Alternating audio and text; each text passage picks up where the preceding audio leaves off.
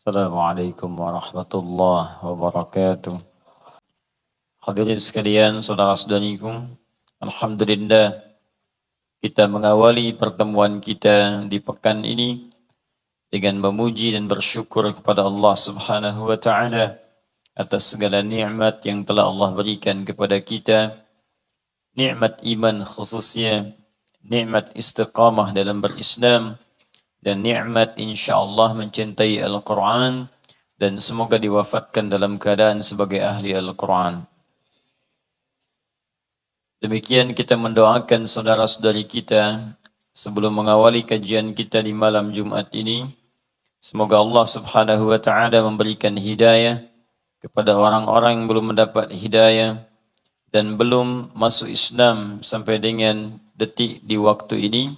Semoga Allah hunjamkan pada jiwa mereka keyakinan akan kebenaran Islam sehingga mau bersyahadat sebelum wafat menghadap kepada Allah Subhanahu wa taala. Kita bermohon kepada Allah semoga para pelaku maksiat, baik yang jauh dari tempat kita ataupun yang berada dekat dengan kita, dibimbing oleh Allah untuk bertobat sehingga ia bisa sadar bahwa satu saat ia akan wafat dan akan kembali kepada Allah Subhanahu wa taala. Semoga malam ini diberikan kita keberkahan oleh Allah yang melimpah dan insyaallah diikhlaskan untuk mencari bekal dalam rangka mendapatkan ridha Allah Subhanahu wa taala. Kita akan teruskan kajian kita di malam hari ini untuk meneruskan mengkaji makna ayat-ayat Al-Quran, dan kita telah bahas muqaddimah pertama dan kedua tentang makna surah Al-Fatihah, dan telah kita uraikan di pertemuan yang lalu bahwa nama Al-Fatihah bukan sekedar nama yang kemudian diberikan untuk memberikan isyarat bahwa surah ini adalah sebagai pembuka dalam mushaf Al-Quran dari urutan surah 114 surah itu, juga bukan sekedar surah pertama yang dibacakan dalam salat ketika kita bertakbir dan membaca iftitah kemudian membaca surah dalam Al-Quran, tapi juga dinamakan Al-Fatihah. Al-nya juga bermakna istighraq, yaitu mencakup makna-makna istimewa yang sangat luas, komprehensif, dan holistik. Banyak makna keistimewaannya. Bisa berarti asy-syifa, surah yang mengandung unsur pengobatan yang kesembuhannya langsung diberikan oleh Allah Subhanahu wa taala.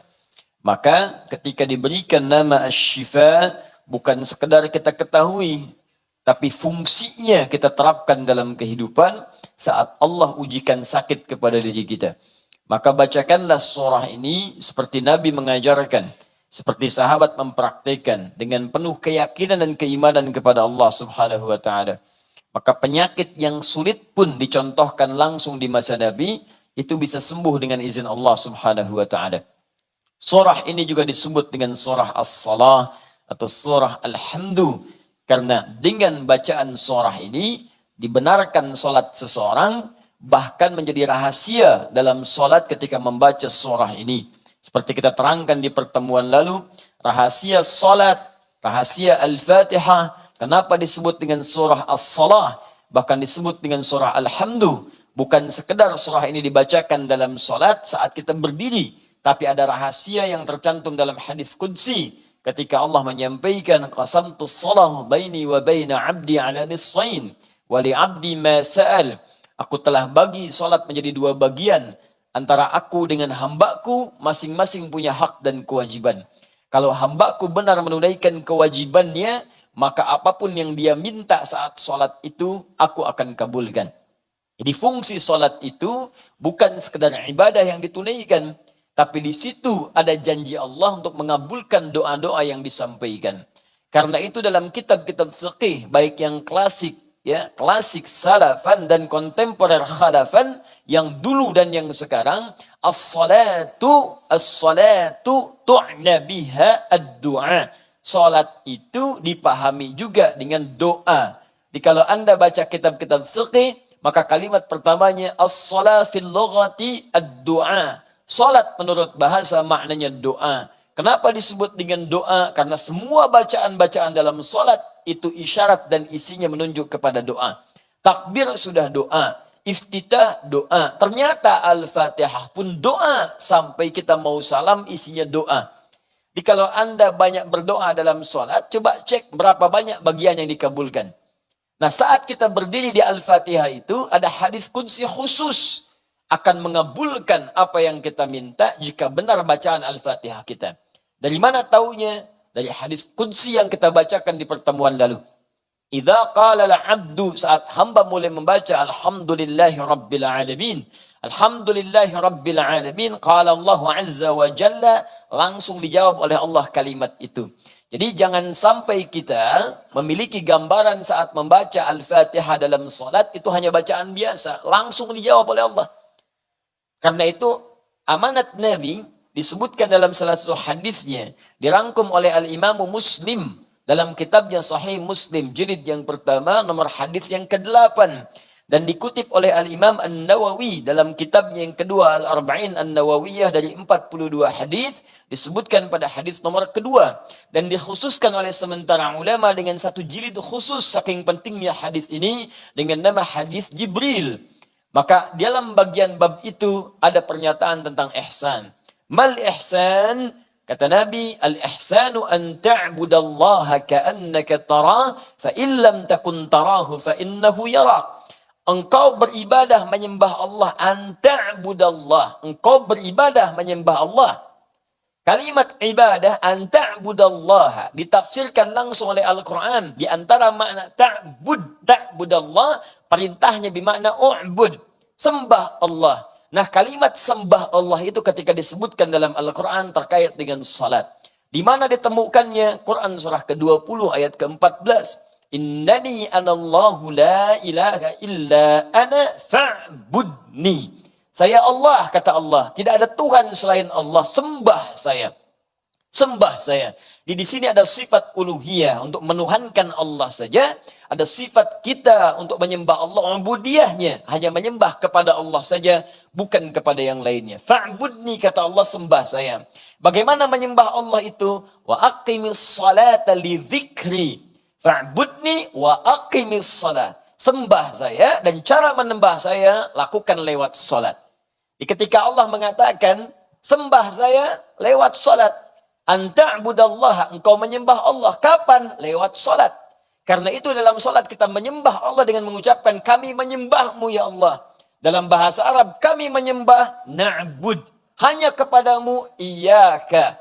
Maka kita katakan iyyaka na'bud, ya Allah, sekarang kami sedang menyembahmu. Apa yang terjadi ketika menyebutkan kalimat tadi? Perhatikan kata Nabi, rasakan kita sedang didengar oleh Allah. Kita diawasi. Walaupun kita tak mampu melihatnya, rasakan engkau sedang diawasi oleh Allah subhanahu wa ta'ala. Wa idza qala al-'abdu ar-rahman ar-rahim. Jika hamba berkata ar-rahman ar-rahim, qala Allah azza wa jalla, Allah langsung menjawab, hamadan asna alayya abdi. Hambaku sedang menyanjungku. Wa idza qala al-'abdu maliki yaumiddin, jika hamba berkata maliki yaumiddin, qala Allah azza wa jalla, Allah menjawab majjadani 'abdi, hambaku sedang mengagungkanku. Wa idza qala al-'abdu iyyaka na'bud, iyyaka na'bud, jika hambaku berkata ya Allah sekarang kami menyembahmu saja, sekarang kami salat dan kami buktikan kau Tuhan, kami hamba, karena itu kami menyembahmu sekarang. Wa iyyaka nasta'in, dan ya Allah kami hamba butuh pertolongan, kami punya masalah, butuh solusi, hanya kepadamu kami minta, karena engkau satu-satunya Tuhan kami ya Rabb. Maka apa yang terjadi dalam bacaan itu?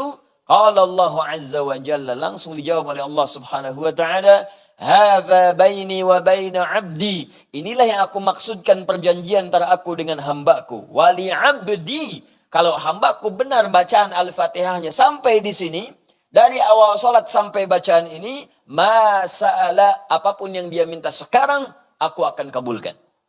Apapun yang dia minta saat ini aku akan berikan. Karena itulah di zaman-zaman dahulu, bahkan zaman dahulu kala, pada zaman dahulu kala, teman-teman sekalian, sejak zaman sebelum Nabi Muhammad SAW, Salat itu dimanfaatkan oleh para nabi dan orang-orang soleh untuk bermohon kepada Allah Subhanahu wa taala. Karena itu Nabi Isa alaihi salam salat. Quran surah 19 ayat 31 sampai 33. Karena itu Nabi Ismail alaihi salam salat. Quran surah 19 ayat ke-55. Karena itu Nabi Zakaria salat. Quran surah ketiga ayat ke-38 sampai 39. Dan menariknya dalam berdirinya mereka memohon kepada Allah. Termasuk contoh konkret Nabi Zakaria seperti sering kita kisahkan, bermohon dalam berdirinya saat salat, minta kepada Allah agar dikaruniakan keturunan. Hal yang mustahil, kata kebanyakan orang secara medis dan klinis, karena istrinya divonis maaf, monofos dan mandul. Mustahil punya keturunan. Tapi bagi Allah tidak ada yang mustahil. Karena itu kemudian saat meminta, langsung dikabulkan oleh Allah. Fanadathul malaikatu wa huwa qa'imun yusalli fil mihrab. Annallaha yubashshiruka biyahya. Datang malaikat sementara beliau masih berdiri dalam solatnya. Solatnya belum selesai, berdiri minta kepada Allah. Belum selesai solatnya, baru selesai doanya dalam berdirinya, langsung dikabulkan. Anda dapat kabar gembira akan punya keturunan, bahkan namanya langsung diberikan oleh Allah Yahya. Artinya hidup yang mustahil menurut sementara orang lahir dari rahim seorang perempuan yang divonis secara medis monopos dan mandul, kata Allah bagiku tidak ada yang mustahil. Jadi dan hidup ya. Dan beruntungnya kita umat Nabi Muhammad SAW, Nabi istimewa, Rasul terbaik, lahir di tempat yang paling mulia, jaminan surga yang paling hebat, Rasul paling panutan. Maka spesial untuk umatnya Nabi Muhammad SAW, jangankan meminta, setiap akan sholat langsung ditunggu oleh Allah Subhanahu wa taala, mau minta apa. Bahkan diperintahkan, ingat ya, minta.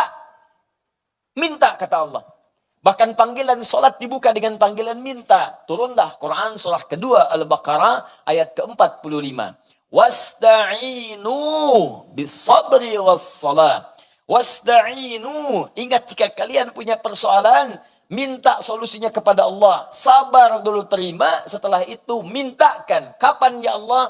Wassalah, saat salat. Mintakan kepada Allah Subhanahu wa taala. Kalimat perintah. Saking inginnya Allah meringankan beban hidup kita. Saking inginnya Allah hidup kita itu tenang di dunia. Jangan banyak persoalan. Tenang. Allah minta kita tenang. Salat itu disebut zikir. Wa aqimis salata li dzikri.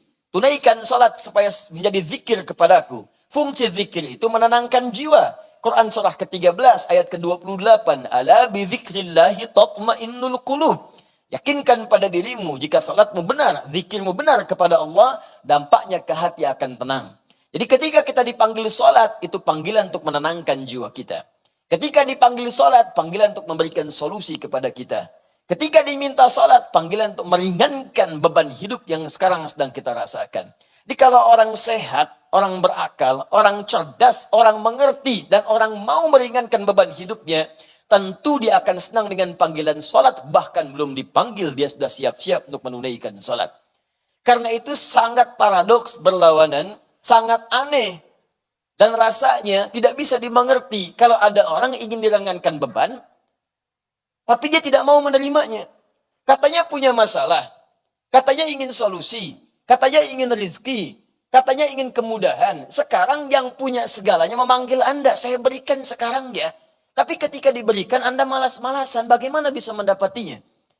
Ketika akan diberikan Anda tunda, bagaimana bisa menerimanya? Ketika akan diberikan bahkan ada yang tidak mau menerimanya, sedangkan dia mengharapkannya. Ya Allah, apa engkau benci denganku? Aku minta solusi. Datang sini aku berikan. Malas ah.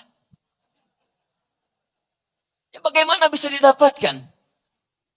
Itulah sebabnya panggilan sholat dibuka dengan kalimat wasta'inu, siapkan apa permohonanmu. Bahkan bagi orang-orang yang masih ragu, dipanggil imannya. Apa masih punya iman dalam jiwa, Bu? Maka dimunculkan di ayat 153 panggilan imannya. Ya ayyuhalladzina amanu. Hai semua orang yang masih punya iman. Apakah imannya lemah? Ataukah imannya standar? Imannya kuat? Dipanggil dengan ya. Disebutkan 361 dalam Al-Quran. Nida'ul qarib, nida'ul mutawassit, nida'ul ba'id. panggilan untuk merasa yang dekat dengan Allah, panggilan merasa yang setengah-setengah dengan Allah, atau panggilan bagi orang yang merasa jauh dengan Allah, tapi masih merasa punya iman dalam dirinya. Sepanjang kau mengaku beriman, ada iman dalam jiwamu, kata Allah, saya ingatkan padamu, saya tekankan gabungkan ayyuha. Saya serius nih, saya tekankan, saya ingatkan. Ayyuha disebutkan 150 kali dalam Al-Quran. Sepanjang kamu masih punya iman, besar, kecil, tua, muda, kaya, cukup, saya nggak peduli. Alladzina disebutkan 1080 kali dalam Al-Quran. Semua pemilik iman tanpa kecuali. Sepanjang masih punya iman, ista'inu bis sabri was salah. Ya ayyuhalladzina amanu ista'inu bis sabri was salah. Maka imanmu akan menuntun engkau minta solusi kepada Allah lewat salat. Jadi kalau ada orang punya persoalan, dipanggil sholat masih nggak mau sholat, patut dipertanyakan orang itu masih punya iman atau tidak.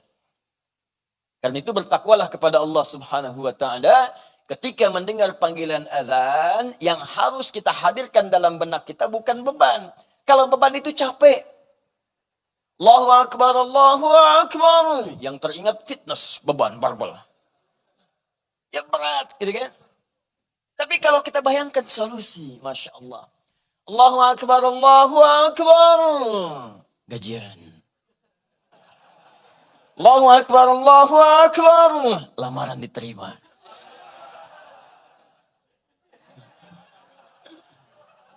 Allahu Akbar, Allahu Akbar. Tender menang. Allahu Akbar, Allahu Akbar. Besok akad. Masya Allah. Malam lamaran, subuh akad. Kalau semuanya begitu enak. Dan semua hal yang disebutkan tadi namanya falah. Falah, kemenangan, kedamaian, kebahagiaan, ketentraman, kejayaan, falah. Hayya 'alas shalah. Kenapa salat? Hayya 'alal falah. Ayo dapat. Kalau yang kebayang semua itu demikian, itu enak. Salat itu bukan beban. Nikmat gitu. Jadi baru mendengar suara itu langsung bangun. Ya Allah, solusi ini datang. Ya Allah, ini yang aku butuhkan. Ya Allah, aku tunggu-tunggu dari subuh tadi. Sekarang rupanya tiba. Ya Allah, aku tunggu-tunggu dari malam tadi, ya Allah. Tapi kenapa aku nggak dengar azan, ya Allah? Ketiduran rupanya. Nah, jadi kalau sudah seperti itu, orang-orang beriman itu akan menghafalkan waktu sholat. Hafal dia waktu sholat supaya merencanakan besok mau minta apa, nanti mau minta apa. Hafal. Makanya ciri orang beriman ketika disebutkan di Quran surah keempat An-Nisa ayat 103. Itu bukan sekedar dia senang sholat dan pasca sholat dia mengingat Allah, tapi dia juga mengetahui waktu-waktu sholat. فَإِذَا قَضَيْتُمُ الصَّلَاةَ فَاذْكُرُوا اللَّهَ. Maka jika engkau telah selesai menunaikan sholat, segera bergegas zikir kepada Allah. Ingat Allah, ingat Allah. Itu ciri keberhasilan sholat kita. Qiyaman wa qu'udan wa 'ala junubikum. Baik Anda dalam keadaan berdiri, sedang buru-buru, jangan menghilangkan zikir. Assalamualaikum warahmatullah. Assalamualaikum warahmatullah. Buru-buru, taksinya sudah menunggu. Sambil keluar, astaghfirullah, astaghfirullah, astaghfirullah. Allahumma antas salam, wa minkas salam, tabarakta ya dzal jalali wal ikram. Mau kemana Pak? La ilaha illallah, lahu la syarika lah. Lahul mulk, alhamdulillah, ala kulli syai'in qadir. Masuk. Kuningan Pak. Jalan. Enak gitu. Ada kesempatan duduk, tunggu. Sampai syuruk, tunaikan salat. Tak ada kesempatan sulit di rumah sakit, nggak ada masalah. Rumah sehat, nggak ada persoalan. Sambil berbaring, zikir. Wa 'ala junubikum. Fa idza tuma'nantum fa aqimus shalah. Hati tenang, suasana nyaman, tunaikan salat dengan enak. Inna salata kanat 'alal mu'minina kitaban mawquta. Sungguh salat itu bagi orang-orang yang punya iman. Waktunya jelas ditentukan. Demikian terjemahan di mushaf. Tapi kalau Anda baca dengan ilmunya balaghah, maka kalimatnya akan berubah. Sungguh orang yang punya iman itu akan tahu baginya jelas waktu salat. Kalimat singkatnya, orang beriman itu akan kenal, tahu, hafal waktu salat.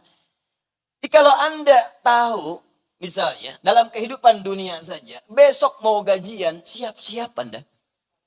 Besok di kantor gajian jam 7, telat 5 menit, gagal, tunggu besok hari lagi.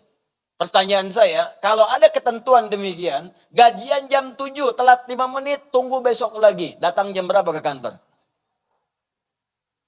Jam 6, jam 5 sebelum subuh berangkat booking. Sama satpamnya, kalau belum saya datang jangan buka. Udah minta duluan. Jadi sekarang Allah panggil kita. Kalau kita paham itu semua kemuliaan untuk kita booking dari sekarang. Ya Allah, insya Allah saya akan datang. Ya Allah, berikan kesempatan untuk bangun. Dan rahasia terbesarnya ketika kita menunaikan salat, maka di situ kemudian ada jawaban-jawaban. Di antaranya kemuliaan Al-Fatihah. Hanya persoalannya, apakah semua yang membaca Al-Fatihah, khususnya dalam salat, umumnya dalam bacaan-bacaan untuk menerapkan fungsi Al-Fatihah sebagai asy-syifa, misalnya obat, ya kan? Sebagai fungsi-fungsi lain yang telah kita sebutkan dahulu, Al-Kafiyah, Asy-Syafiyah, As-Salah, Alhamdu, Asasul Quran, Ummul Kitab. Apakah semua yang baca Al-Fatihah akan mendapatkan keistimewaan ini? Ini pertanyaan besarnya. Karena tidak sedikit orang yang membacakan itu, bahkan berdoa dalam salatnya, dia tidak mendapati apa yang telah dijanjikan. Apakah Allah di sini belum mengabulkan doanya? Atau persoalannya dia sendiri yang kemudian tidak tepat memahami dalam bacaan Al-Fatihahnya. Karena itulah kita akan jawab itu dalam kajian saat ini untuk bisa mendalami alhamdulillah apa yang kita bisa dapati, dan nanti cara kita mengamalkan Al-Fatihah itu sesuai dengan apa yang kita dapatkan dari informasi Nabi SAW yang diteruskan lewat para ulama-ulama kita. Maka siapkan hati kita mulai dengan bagian yang pertama. Bismillahirrahmanirrahim.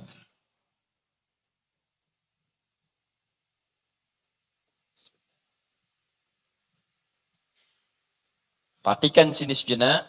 Kalaupun tak nampak dari sisi yang berbeda di papan tulis, tidak apa-apa. Karena nanti saya juga akan terangkan kemudian, dan suara bisa terdengar. Dan di luar ta'lim ini, Anda bisa mereview nanti ta'lim kita lewat saluran yang tersambung pada saat ini di Al-Hidayat Official di YouTube. Sekarang mari kita perhatikan baik-baik teman-teman sekalian. Fokus sini. Saya tuliskan Bismillahirrahmanirrahim.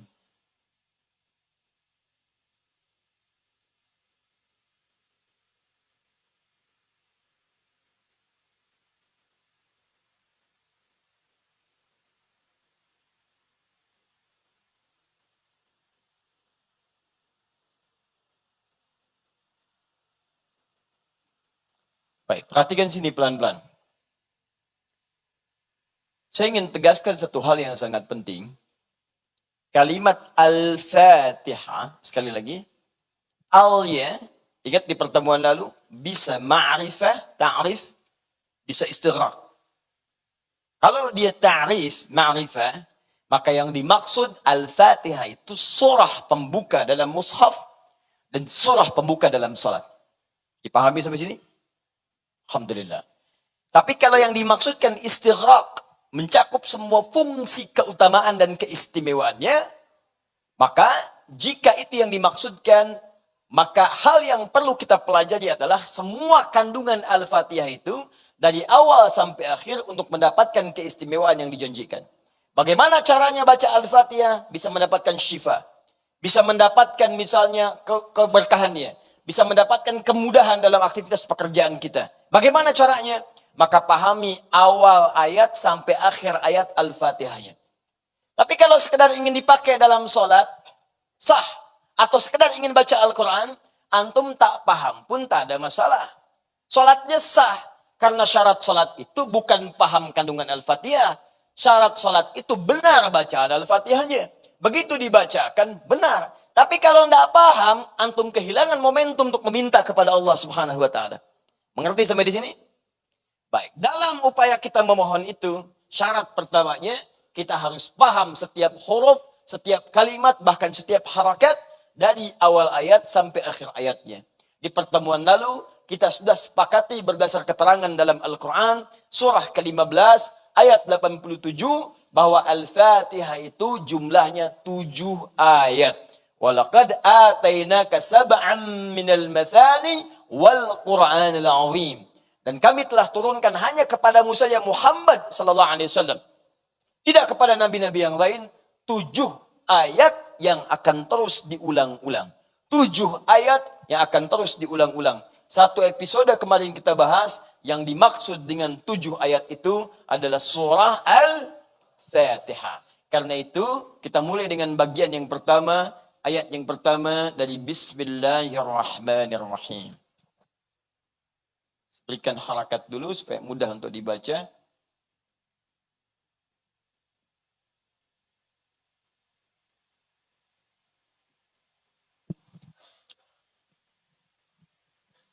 Kita akan belajar bacaan Bismillah ini dengan 3 klasifikasi.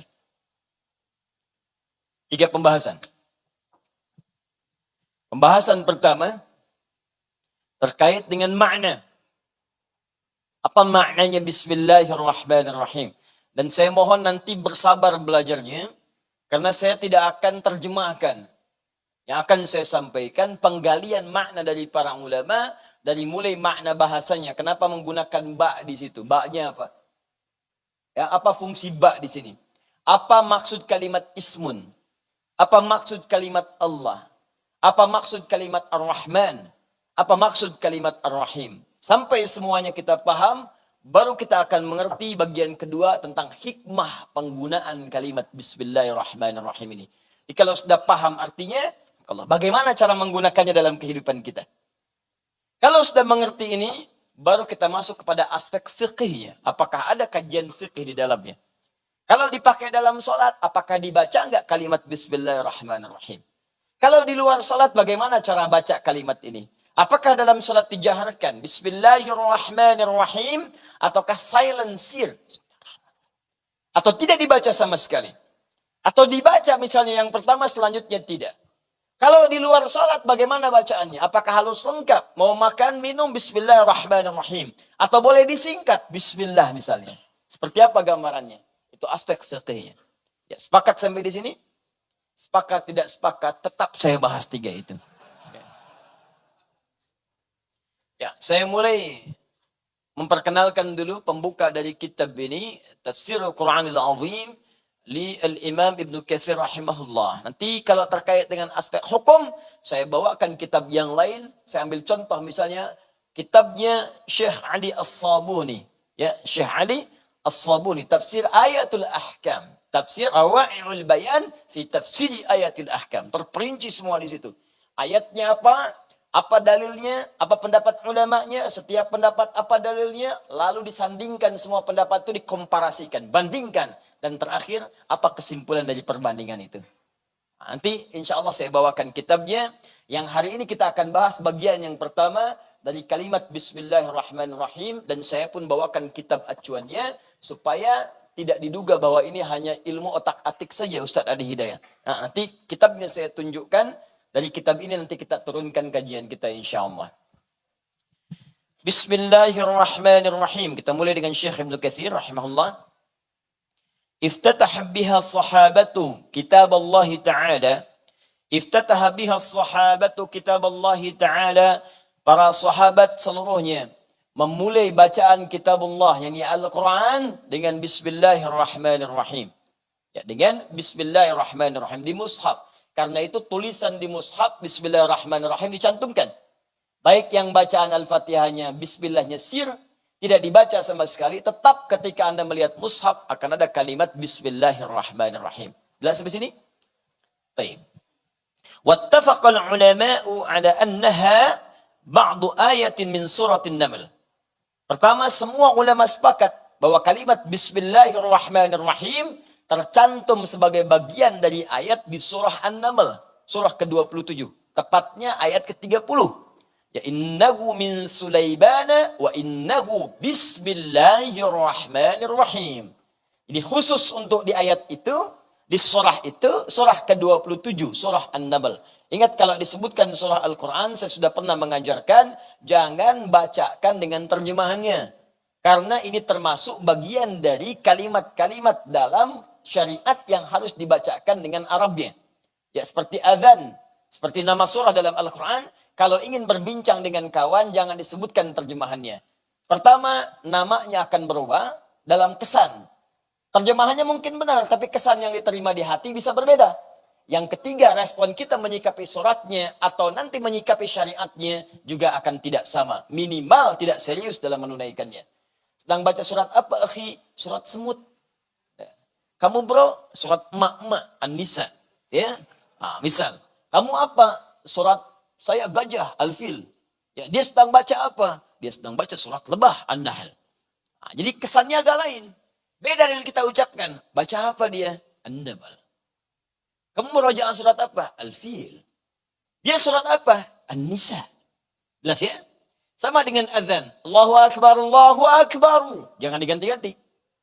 Begitu Anda terjemahkan ke dalam bahasa biasa, atau ada penerjemah, atau diganti bahasanya. Karena pernah kejadian di beberapa negara demikian. Di Turki pernah terjadi seperti itu. Di Tunisia hampir-hampir. Dan tidak ada kesan dalam jiwa. Tidak ada lekat. Dan tidak ada penguat ke dalam hati kita untuk menunaikan salat dengan baik. Respon dari azan itu. Bayangkan di Indonesia berapa bahasa muncul. Ya, pulau saja itu ada 13.677 pulau. Itu belum termasuk Pulau Gadung, Pulau Gebang, Pulau Abang, dan sebagainya. Anda bayangkan bahasanya banyak. Bahasa Jawa, bahasa Sunda, ya, bahasa Betawi. Allahu Akbar, Allahu Akbar. Bahasa persatuan. Ya, bahasa Arab muncul. Tapi ketika Anda terjemahkan, ya, Tuhan saya besar, Tuhan saya besar. Indonesia, tapi orang lain belum tentu tahu. Betawi, Tuhan gua gede, Tuhan gua gede. Ke Bandung, Allah nu agung, Allah nu agung. Beda, kesannya lain. Ya, jelas ya? Karena itu dalam hal konteks terkait dengan surah Al-Quran, sebutkan dengan namanya. Semua ulama sepakat bahwa kalimat Bismillahirrahmanirrahim yang tercantum dalam surah An-Naml surah ke-27 ayat ke-30 adalah termasuk bagian dari surah itu dan ayat yang dimaksudkan. Nggak ada perbedaan pendapat di sini. Kemudian thumma ikhtalafu hal hiya ayatun mustaqillatun fi awwali kulli suratin. Kemudian mereka berbeda pendapat. Apakah Bismillahirrahmanirrahim ini termasuk awal dari setiap surah? Misal setiap surah Al-Baqarah ada Bismillahirrahmanirrahim. Kalau Anda buka di mushaf sebelum Al-Baqarah ada Bismillahirrahmanirrahim. Ya. Sebelum Ali Imran ada Bismillahirrahmanirrahim. Sebelum An-Nisa ada Bismillahirrahmanirrahim. Cuma satu surah yang tidak dibuka dengan Bismillahirrahmanirrahim. Yaitu surah ke-9 namanya surah At-Taubah atau surah Al-Bara'ah. Jadi hanya satu surah yang tidak dibuka dengan Bismillahirrahmanirrahim. Sebagian ulama mengatakan, walaupun tidak ada di situ, tapi Allah kemudian menyantumkannya di An-Naml ayat ke-30. Di jumlah Bismillahirrahmanirrahim tetap 114 jumlahnya. Ya, semua 113 selain Al-Bara'ah, tapi kemudian ditetapkan di An-Naml ayat ke-30. Innahu min Sulaiman wa innahu Bismillahirrahmanirrahim. Maka jumlah Bismillahirrahmanirrahim dalam Al-Quran, dalam mushaf semuanya 114. Jelas? Kenapa Ustaz tidak dibuka Al-Bara'ah At-Taubah dengan Bismillahirrahmanirrahim? Karena Bismillahirrahmanirrahim itu kalimat penuh dengan ungkapan kasih sayang. Janji-janji kebaikan. Ada kemuliaan, ada lemah lembut di dalamnya. Ada sifat Allah yang sangat memerhatikan. Sedangkan Al-Bara'ah At-Taubah itu surahnya diturunkan untuk membuka izin perang. Bara'atum minallah. Telah tiba kemudian izin dari Allah Subhanahu wa taala dan Rasulnya. Ketika kalian banyak dizalimi, sekarang kalian sudah mulai kuat bisa membela diri. Silahkan siapkan pembelaan itu, berjihad kalian. Di jihad bukan menembak orang sembarangan, ya bunuh orang, granat orang, bom orang, bukan. Jihad itu mempertahankan harga diri, mempertahankan izzah Islam wal muslimin ketika kita memang kemudian membutuhkan pembelaan-pembelaan yang dimaksudkan. Maka dalam perang itu tidak ada kasih sayang. Saya banyak menerangkan kalimat ini. Belum pernah ada di muka bumi ini, dari awal sejarah sampai dengan kekinian, orang perang pakai kasih sayang. Silahkan cek. Tanyakan pada tentara-tentara manapun. Pada pasukan-pasukan paling hebat dimanapun. Pernahkah ada sejarah dituliskan perang menggunakan kasih sayang? Assalamualaikum. Assalamualaikum dulu tuh. Izin tembak ya. Dor, sakit nggak? Kalau sakit maaf ya, ya sengaja. Ya, nggak ada begitu. Tembak ya tembak, gitu kan? Karena itu di At-Taubah tidak menggunakan Bismillahirrahmanirrahim. Jadi yang pertama, ada perbedaan pendapat di kalangan para ulama tentang apakah Bismillahirrahmanirrahim dalam setiap awal surah itu termasuk bagian dari surah itu atau tidak. Jelas ya? Kemudian au min kulli suratin kutibat fi awwaliha wa annaha ba'du ayatin min kulli suratin au annaha kadzalika fil Fatihah. Atau bismillah itu termasuk bagian dari Al-Fatihah saja. Kalau tadi setiap surat ya, awal surat, awal surat, awal surat. Atau bismillahirrahmanirrahim ini bagian dari surah Al-Fatihah saja, yang lainnya tidak. Maksudnya bukan bagian dari surah Ali Imran, bukan bagian dari surah Al-Baqarah, bukan bagian dari surah An-Nisa dan seterusnya. Tapi dia bagian khusus dari surah Al-Fatihah. Jadi yang pertama, bagian dari setiap surah. Jelas? Yang kedua, hanya Al-Fatihah saja. Yang ketiga, au annaha kadzalika fil Fatihah duna ghairiha au annaha innama kutibat lil fasli la annaha ayatun ala aqwalil ulama salafan wa khalafa. Yang ketiga, ataukah Al-Fatihah itu bukan bagian dari Al-Fatihah? Maaf, ataukah Bismillahirrahmanirrahim itu bukan bagian dari Al-Fatihah dan bukan bagian dari semua setiap surah, tapi dia ayat khusus yang diturunkan untuk memisahkan antara satu surah dengan surah yang lainnya. Ingat, ada 3 bagian. 1, bagian dari semua surah. Yang kedua, hanya Al-Fatihah saja. Bukan bagian dari surah-surah yang lain. Bukan bagian dari Al-Baqarah, bukan bagian dari Ali Imran sampai An-Nas. Dia hanya bagian dari Al-Fatihah saja. Yang ketiga, dia bukan bagian dari Al-Fatihah, bukan bagian dari setiap surah, tapi dia satu ayat sendiri yang diturunkan oleh Allah untuk memisahkan antara surat satu dengan surah yang lainnya. Di sini nanti ada detail pendapat dari para ulama. Apa pendapat mereka? Bagaimana kemudian dalil-dalilnya? Itu nanti kita akan rincikan di kitab terkait dengan ayat-ayat hukum, kitabnya Rawai'ul Bayan fi Tafsiri Ayatil Ahkam. Ya, di situ nanti akan memuat pendapat-pendapat para ulama dengan detail dan lengkap insyaallah. Ini pembuka dari Al-Imam Ibnu Katsir. Nah, sekarang yang kita bahas karena bagian fikih bagian yang ketiga, kita masuk pada bagian yang pertama tentang makna Bismillahirrahmanirrahim dulu, terlepas dari perbedaan pendapat dari para ulama tentang kedudukan dan bacaan-bacaannya. Namun mereka sepakat bahwa kalimat Bismillahirrahmanirrahim adalah kalimat pembuka dalam mushaf dan termasuk tertuliskan dalam surah Al-Fatihah. Sepanjang ada dalam kalimat surah Al-Fatihah, maka kita bahas setiap hurufnya dari awal sampai akhirnya, termasuk yang dituliskan oleh Al-Imam Ibnu Katsir rahimahullah. Paham sampai di sini? Baik. Maka bagian yang pertama, Bismillahirrahmanirrahim. Apa yang dimaksud dengan huruf ba di sini? 1. Saya mohon izin tadi menyampaikan dengan cepat. Sekarang saya akan lambatkan. Di sini kita akan masuk bagian inti-inti bahasan kita. Saya coba turunkan dulu setiap kalimat-kalimat atau hurufnya. Sehingga kita akan paham dari setiap satu ayat itu ada berapa persoalan dan bagian yang akan kita bahas. 1 huruf ba. Kedua, kata ismun dari Bismillahirrahmanirrahim. Ini bagian keduanya. Ada kata ismun begini.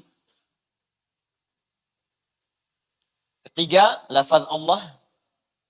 Jalalah. Keempat, kalimat Ar-Rahman. Dan kelima, kalimat Ar-Rahim. Jadi ada berapa bagian? 5. 1 huruf ba. Yang kedua, kata ismun. Bismi. Ya. Yang ketiga, kalimat jalalah Allah. Yang keempat, Ar-Rahman. Dan yang kelima, Ar-Rahim. Kita masuk bagian yang pertama, mengenal makna huruf ba dalam kalimat Bismillahirrahmanirrahim. Apakah sekedar disebutkan cukup diterjemahkan dengan menyebut nama Allah yang Maha Pengasih, lagi Maha Penyayang, ataukah ada makna lain yang sangat luas dan dalam di balik huruf ini? Patokan kita kitabnya. Jadi saya setiap akan menerangkan kaidah, saya bawa kitab. Supaya Anda paham bahwa apa yang akan kita bahas punya argumentasi dan pertanggungjawaban yang jelas secara ilmiah. Ini kitabnya. Ya. Mughnil Labib an Kutubil A'arib. Ya, nanti sampulnya beda-beda nanti ya. Ada yang warna hijau, ada yang coklat, ada. Ini asalnya sampulnya warna coklat. Saya bawa ke Indonesia, saya simpan. Ternyata ada rayap. Ya, Masya Allah, rayap pun senang ke kitab. Anda bayangkan. Masa antum yang bukan rayap nggak senang kitab? Jadi Masya Allah saya lihat, wah kena rayap. Rayap senang kitab. Dia makan tuh kitabnya dengan kertas-kertasnya. Ya. Masa antum kemudian yang diberikan risalah untuk menyembah Allah dalam keadaan yang sempurna tidak senang dengan isi kitab. Ya, Mughnil Labib an Kutubil A'arib karya Ibnu Hisham Al-Ansari. Di kitab ini keistimewaannya akan diterangkan semua makna huruf dari alif sampai ya. Apa makna alif? Ada berapa makna? Apa makna ba? Ada berapa jenis ba? Dalam Al-Quran, dalam hadis yang digunakan orang Arab. Ada berapa jenis semuanya. Dan nanti ketika menemukan itu, Anda akan paham ketika menerjemahkan Al-Quran. Begitu baca Quran, oh ba ini maksudnya ini. Oh ba yang ini maksudnya ini. Sekarang pertanyaannya, ada berapa jenis ba di dalam kalimat bahasa Arab? Dan dari sekian jenis itu, ini kalimat ba di Bismillahirrahmanirrahim masuk ke dalam kategori yang mana? Misal, kalau ada 14, kalau ada 13, kalau ada 10 jenis huruf ba, yang satu ini di antara 10 masuk ke dalam hukum yang mana. Demikian kemudian kita akan memahami dan menerapkannya dalam kajian Al-Fatihah itu. Sekarang, kapan kita akan bacakan kitab ini? Setelah menunaikan salat Isya berjamaah, insyaallah. Subhanakallahumma wa bihamdika asyhadu an la ilaha illa anta astaghfiruka wa atubu ilaik. Assalamualaikum warahmatullahi wabarakatuh. Bismillahirrahmanirrahim. Assalamualaikum warahmatullahi wabarakatuh.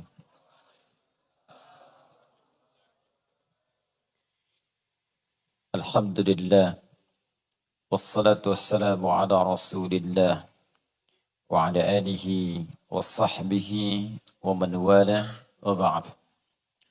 Saudara-saudariku, alhamdulillah kita telah menunaikan salat Isya berjamaah serta seluruh amalan sunnahnya insyaallah.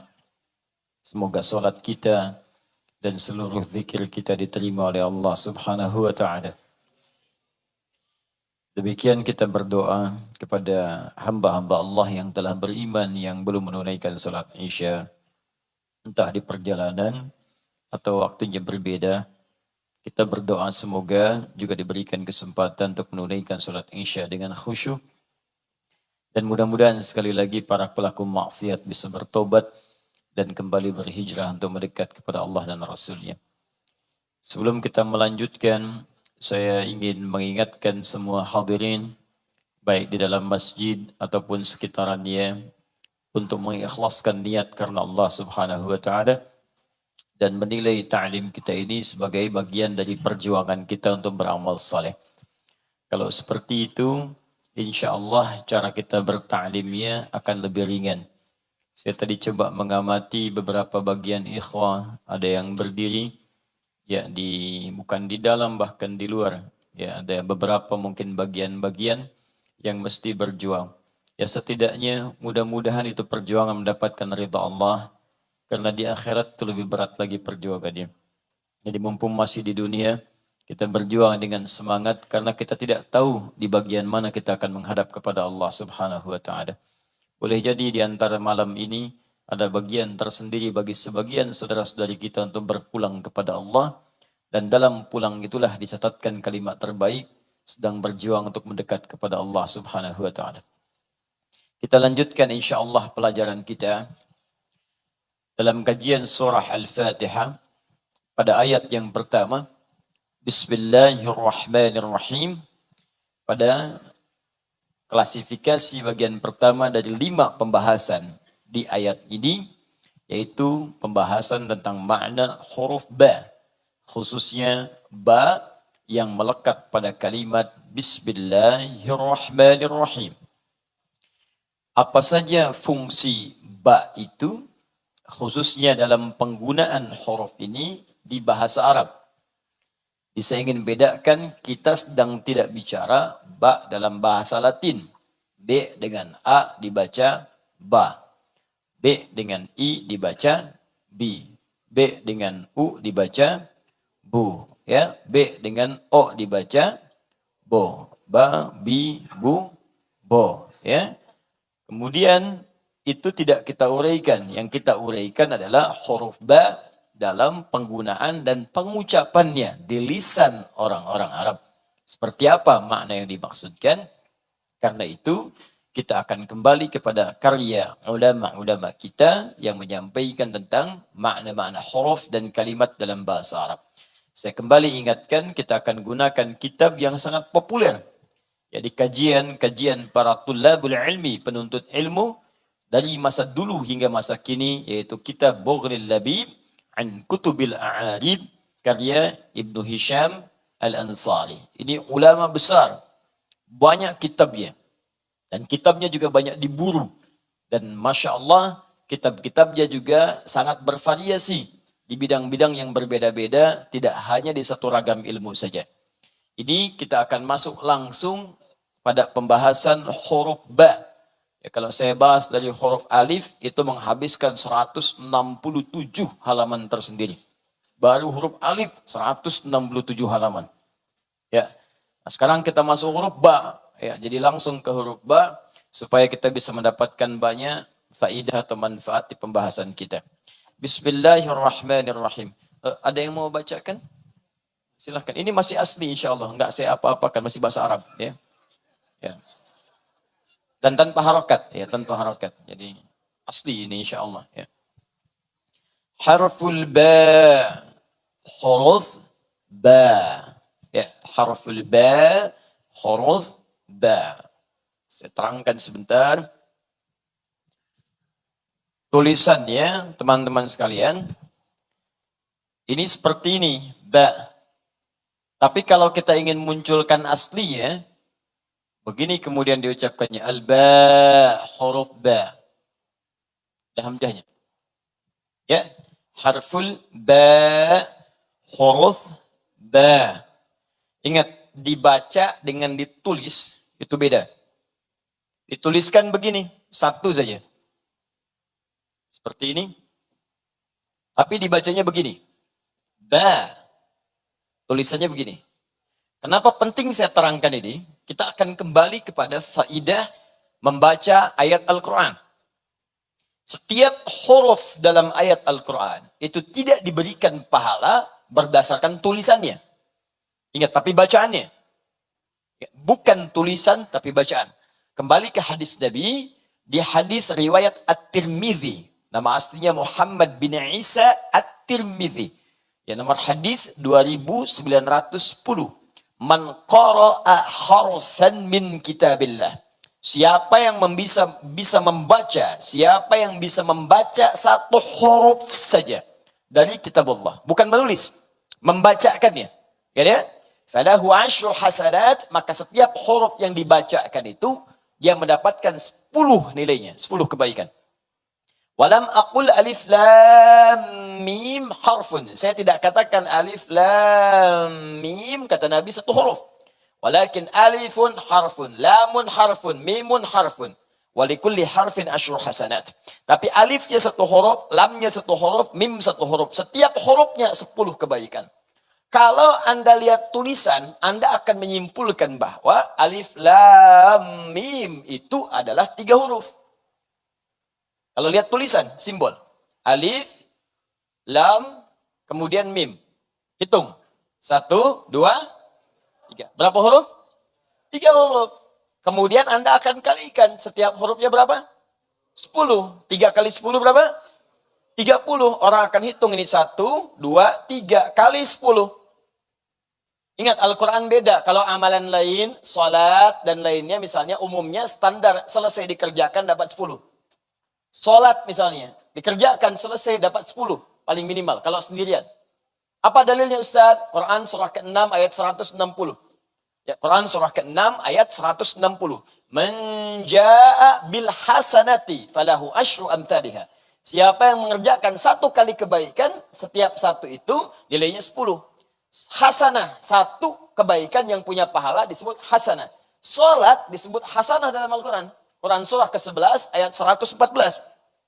Aqimis salata tarafain nahar wa zulafan minal lail innal hasanati yudhibnas sayyi'at. Tunaikan salat itu. Ya, dari mulai siang sampai malam sampai ke subuh, tunaikan semuanya. 5 waktu itu. Awas hati-hati. Sungguh salat-salat itu disebut dengan hasanat. Setiap Anda kerjakan salat punya hasanah itu, selain punya pahala, dia bisa menggugurkan dosa-dosa kecil sepanjang bukan dosa besar. Salat disebut dengan hasanah. Setiap satu hasanah 10. Karena itu kalau Anda salat sendirian, selesai salat dapat 10 pahalanya. Jangan dihitung 1, 2, 3, 4 sampai 10. Jarak satu ke dua bisa 500 tahun. Kalau Anda berjamaah dapat 27. Kalau Anda ke masjid baru datang belum salat dapat 25. Baru datang, baru di hadis Muslim, baru datang ke masjid dengan niat salat, baru datang 25. Jarak satu keduanya 500 tahun, dua ketiga 500 tahun, tiga keempat 500 tahun, sampai 25. Baru datang. Kalau gitu saya datang aja Ustaz, besok balik lagi. Salat sendirian di rumah dapat 10, saya baru datang ke masjid 25. Dengan niat salat, kalau datang niat balik lagi, nggak dapat apa-apa. Tapi Al-Quran beda. Tidak dihitung selesai baca dapat 10, tidak. Setiap hurufnya Anda bayangkan. Setiap huruf. Jangan diartikan Anda baca Bismillahirrahmanirrahim. 10, tidak. Hitung berapa jumlah hurufnya. Tapi kebanyakan orang menghitung itu bukan dari bacaannya. Kan Nabi katakan walam akul. Saya nggak katakan kata-katanya. Bukan tulisannya. Kalau tulisannya begini 1, 2, 3. Tapi kalau bacaannya, kata-katanya, maka ngukurnya menggunakan ilmu arud. Dalam ilmu arud, setiap yang ditulis, jangan dilihat tulisannya, tapi lihat bacaannya. Di ilmu arud, ada 16 rumus disebut dengan bahar. Jadi kalau Anda tuliskan, alif, lam, mim, tulisannya seperti ini. Alifun. Ada berapa huruf lagi? 3. Dari 1 ini aja, ada 3 kali 10. Masya Allah. Ini huruf apa? Belum selesai. Hamzah. Dari sini saja. Hamzah. 1, 2, 3, 4. Sudah 4 huruf. Dari sini saja. Ha. Haun. 3 huruf. Ha. 1, 2, 3. Belum selesai. Ternyata rumus ini nanti disebutkan dalam Al-Quran. Surah kedua ayat 261. Orang yang selalu hitung-hitungan dalam beramal akan diberikan sesuai dengan hitungannya. Tapi setiap orang yang mengerjakan karena Allah tanpa pernah berhitung, wallahu yudha'ifu liman yasha' wallahu wasi'un alim. Allah akan berikan tanpa batas dengan kadar kekuatan pengetahuan Allah terhadap kadar keikhlasan orang yang beramal itu. Jadi kalau mengerjakan apapun termasuk infak, jangan pernah kita berhitung. Disebutkan di ayat sekali infak 700. Mathalul ladzina yunfiquna amwalahum fi sabilillah kamathali habbah ambatat sab'a sanabil fi kulli sumbulatin mi'atu habbah. Ingat, sekarang sering dipotong sampai sini ayatnya. Setiap orang infak, setiap satu yang dia keluarkan sama dengan satu menanam biji satu. Ya, menanam satu benih. Satu tumbuh jadi 7 tangkai. Setiap tangkai ada 100 biji baru. 1 kali 7 kali 100, 700 kali lipat. Orang sering menghitung, masukkan 100.000 kali 700. Itulah nilainya di sisi Allah. Ayatnya belum selesai. Teruskan ayatnya. Wallahu yudha'ifu liman yasha. Allah akan berikan kadar berkali lipat tanpa hitungan kepada siapa yang dikehendaki. Siapa yang dikehendaki itu? Orang yang tidak pernah berhitung dalam amalannya. Kalau Anda masukkan 100.000, tapi Anda hitung 100.000. Nolnya 5. Lumayan, di sisi Allah 700 kali lipat. Dihitung Anda 70 juta. Masya Allah. Bikin status, alhamdulillah hari ini sudah punya tabungan akhirat 70 juta. Apa ada satu orang yang masukkan cuma 500 rupiah. Dan dia nggak pernah berhitung. Saking ikhlasnya dia jaga itu supaya nggak bunyi gitu kan. Masukkan. Dan kotaknya itu bukan kayu, tembaga. Ya. Saking ikhlasnya dia jaga supaya nggak bunyi itu. Dan lillah dilakukan karena Allah. Masya Allah.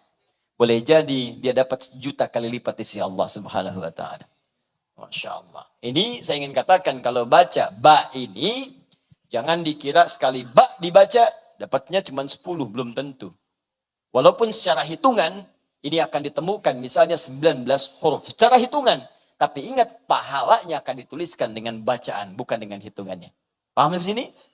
Nah, sekarang harful ba. Nah, karena itu saya tuliskan bentuk keasalnya. Ba. Walaupun ditulis dengan satu bilangan saja, satu unsur bi, ya, tapi kembali ke asalnya huruf ini dibaca dengan ba. Ada berapa maknanya? Al-ba'ul mufradah. Ba yang berdiri sendiri itu maksudnya kalau kita melihat huruf ba secara sendirinya, tidak digabungkan dengan huruf-huruf lain, ya ba sendiri, ya ba sendiri itu harfu jarrin di arba'ata asyara ma'nan. Huruf ba ini dia punya 14 makna. Huruf ba saja. Sebelum digabung dengan huruf-huruf lain, ba saja itu punya 14 makna. Jadi kalau saya pisahkan tadi, begini teman-teman, kan kita pasah bagi 5 bagian kan? Ya, di sini ada 5 kalimat. Huruf ba, ismun, Allah, ar-Rahman, ar-Rahim. Kita pisahkan dulu pada unsur-unsurnya untuk mendapatkan keindahan maknanya dan kedalaman pengertiannya. Ba turunkan, ba ini saja, satu huruf ini, kata Ibnu Hisham Al-Ansari dalam kitabnya Mughdil Labib, berdasarkan penelusuran beliau pada lisan orang-orang Arab. Kapan ba digunakan? Dalam tulisan mereka, dalam bacaan mereka, ditemukan huruf ba ini punya 14 makna, 14 fungsi. Ada 14. Awas, hati-hati. Dan setiap 14 ini bisa beda-beda maknanya. Jadi kalau Anda baca dalam Al-Quran, Bismillahirrahmanirrahim.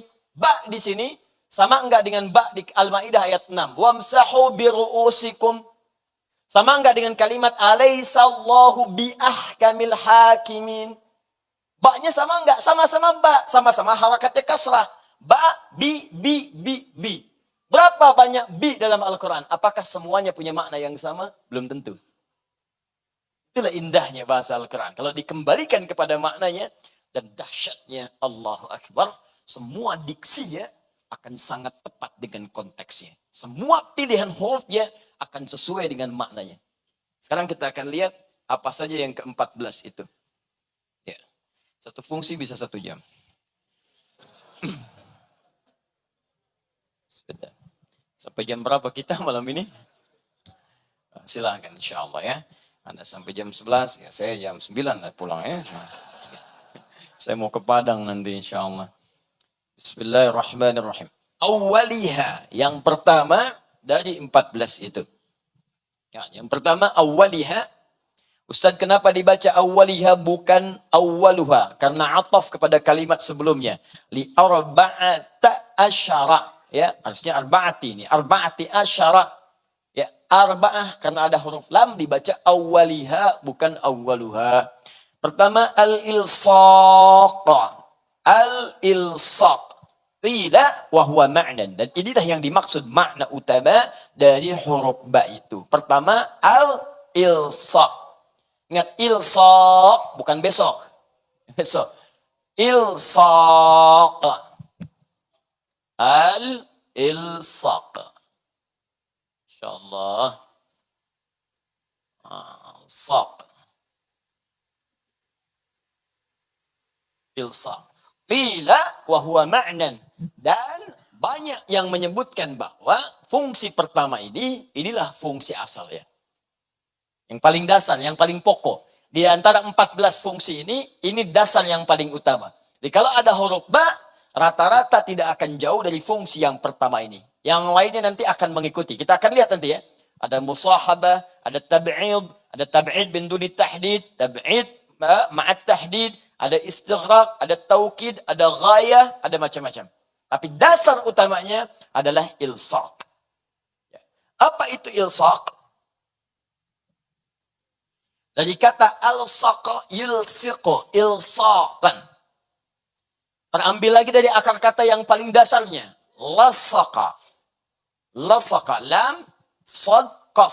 Ini akar kata yang paling asal. Sebelum mendapatkan penambahan hamzah jadi alsaqa.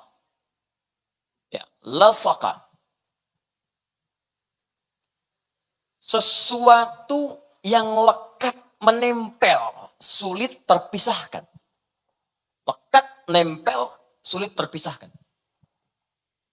Karena itu orang Arab menyebut lem dengan lisaq. Ya akhi, indaka lisaq? Ya akhi, kamu punya lem enggak? Ya, indaka lisaq? Oh iya, besok. Bukan. Ya, lisaq. Ya, kamu punya lem enggak? Indaka lisaq? Apakah engkau punya lem?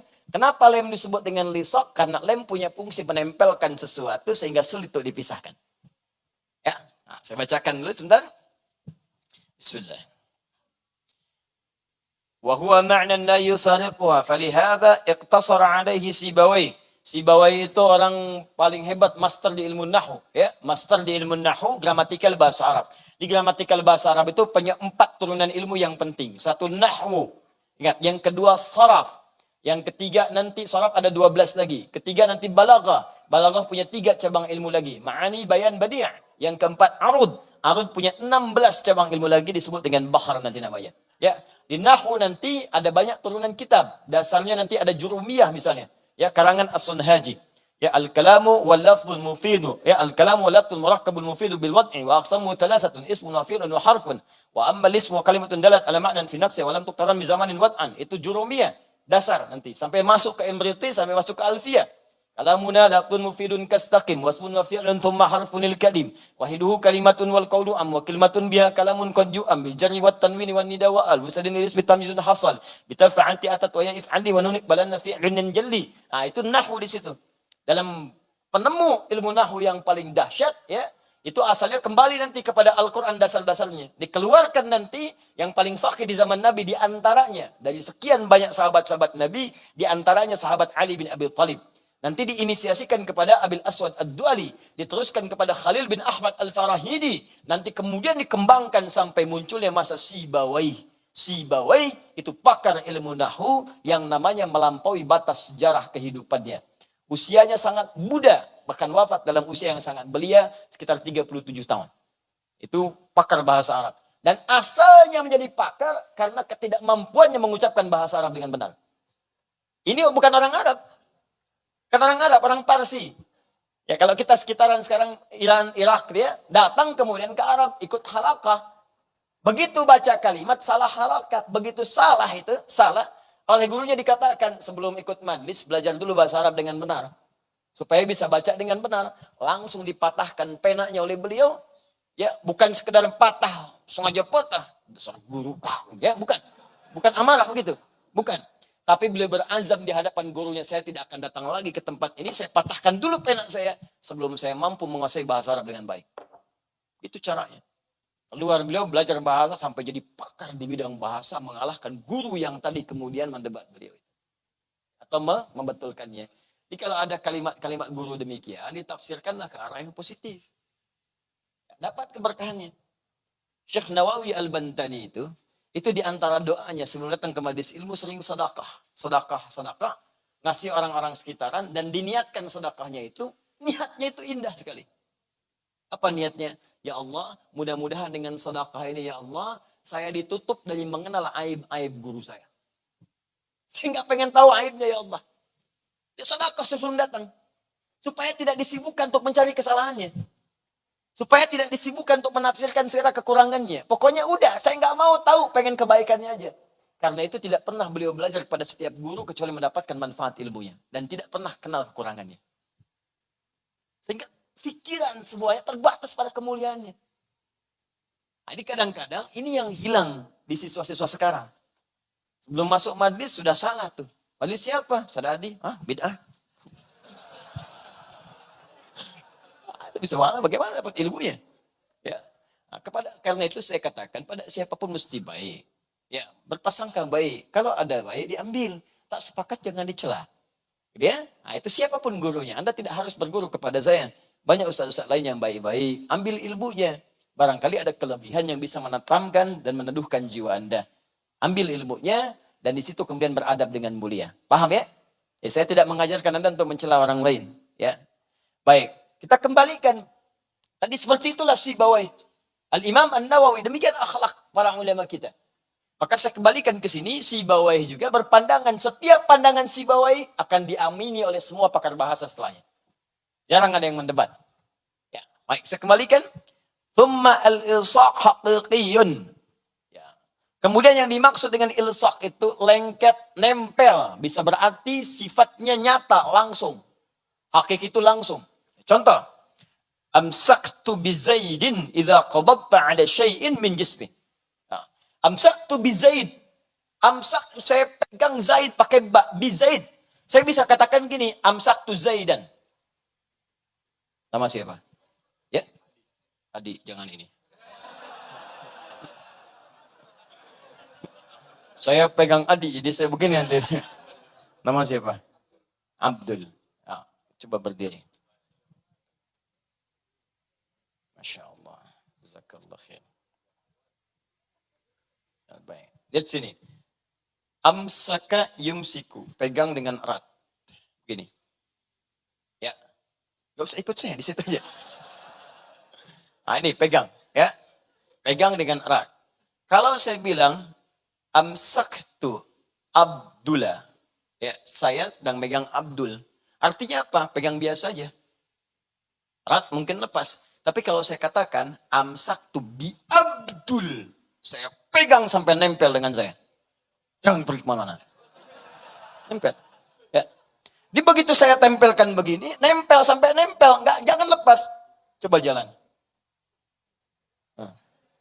Ima saya tarik atau saya ikut dia begini. Itu nempel. Itu namanya menggunakan ba. Itu ilsak namanya. Nempel. Betul? Ya, silakan duduk. Ya. Jazakallah khair. Semoga Allah berikan pahala pada antum. Nah, al-saqtu mindila, ya, al-saqtul mindil, misal, alal kitab. Saya tempelkan ini, ya, tisu ke kitab, ke buku, nempel begini. Di kemana aja bukunya pergi, ini mindil, ya. Sapu tangannya atau tisunya akan ikut. Ini ba namanya lisak. Jadi begitu menggunakan kata ba, al-saqtu misalnya, al-mindila bi kitabin. Saya tempelkan tisu ini ke kitab. Ketika menggunakan ba, itu tandanya itu tisu ditempelkan dengan erat sampai kapanpun sulit untuk dilepaskan. Jelas ya? Itu lisak hakiki.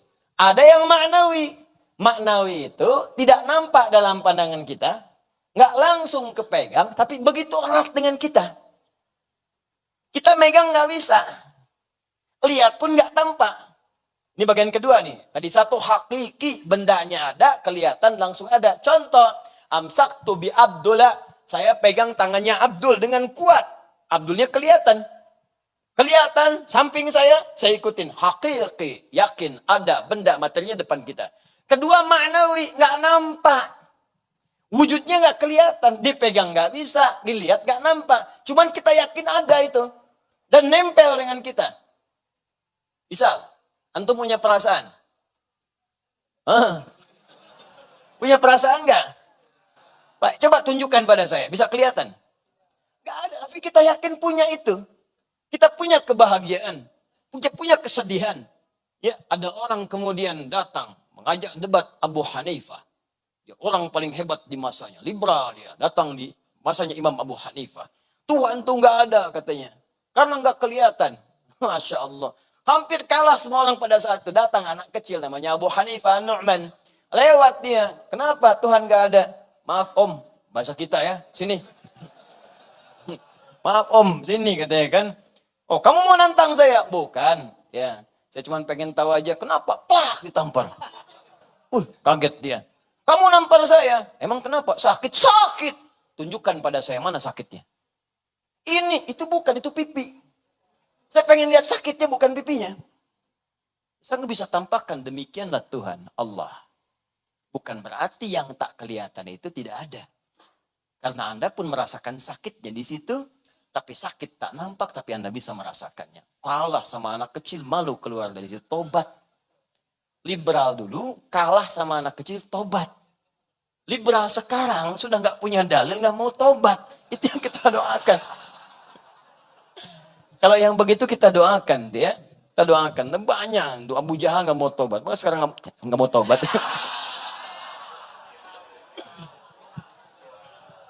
Ya. Dah, ya.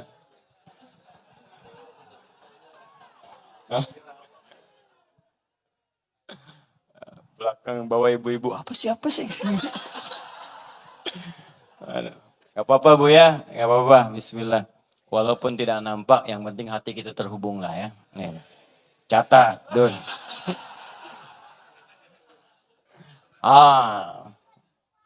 Jadi yang pertama hakiki, kedua kalau tak nampak tapi dapat disebut dengan ma'nawi. Nah disinilah saya ingin terapkan Bismillahirrahmanirrahim. Ba-nya disambungkan dengan Allah. Bismillah. Ba-nya dihubungkan dengan Allah. Bagaimana kita menerapkan hukum yang pertama ini? Jika dihukum dengan kalimat ilsaq sebagai dasar pokok makna dari huruf ba itu. Maka perhatikan baik-baik. Walaupun Allah tak nampak dalam pandangan kita saat ini. Walaupun kita tidak bisa melihatnya saat ini. Tapi yakinlah Allah itu ada dekat kita. Bahkan mengawasi lebih lekat dibandingkan dengan lem yang kita tempelkan di jari kita. Maka muncullah kemudian firman Allah. Misalnya di Quran surah kedua Al-Baqarah ayat 186. Paling kiri sebelah bawah.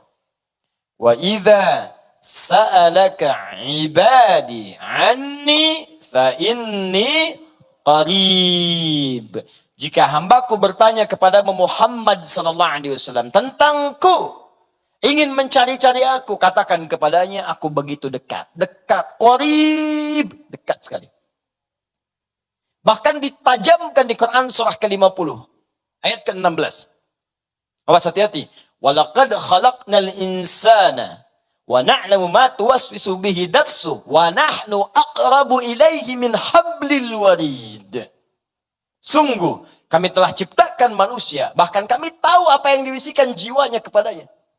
Ini bukan cuma diciptakan, maaf ya, Allah sampai tahu apa yang belum Anda ungkapkan. Jadi baru jiwa Anda bisikan sudah ketahuan. Ya.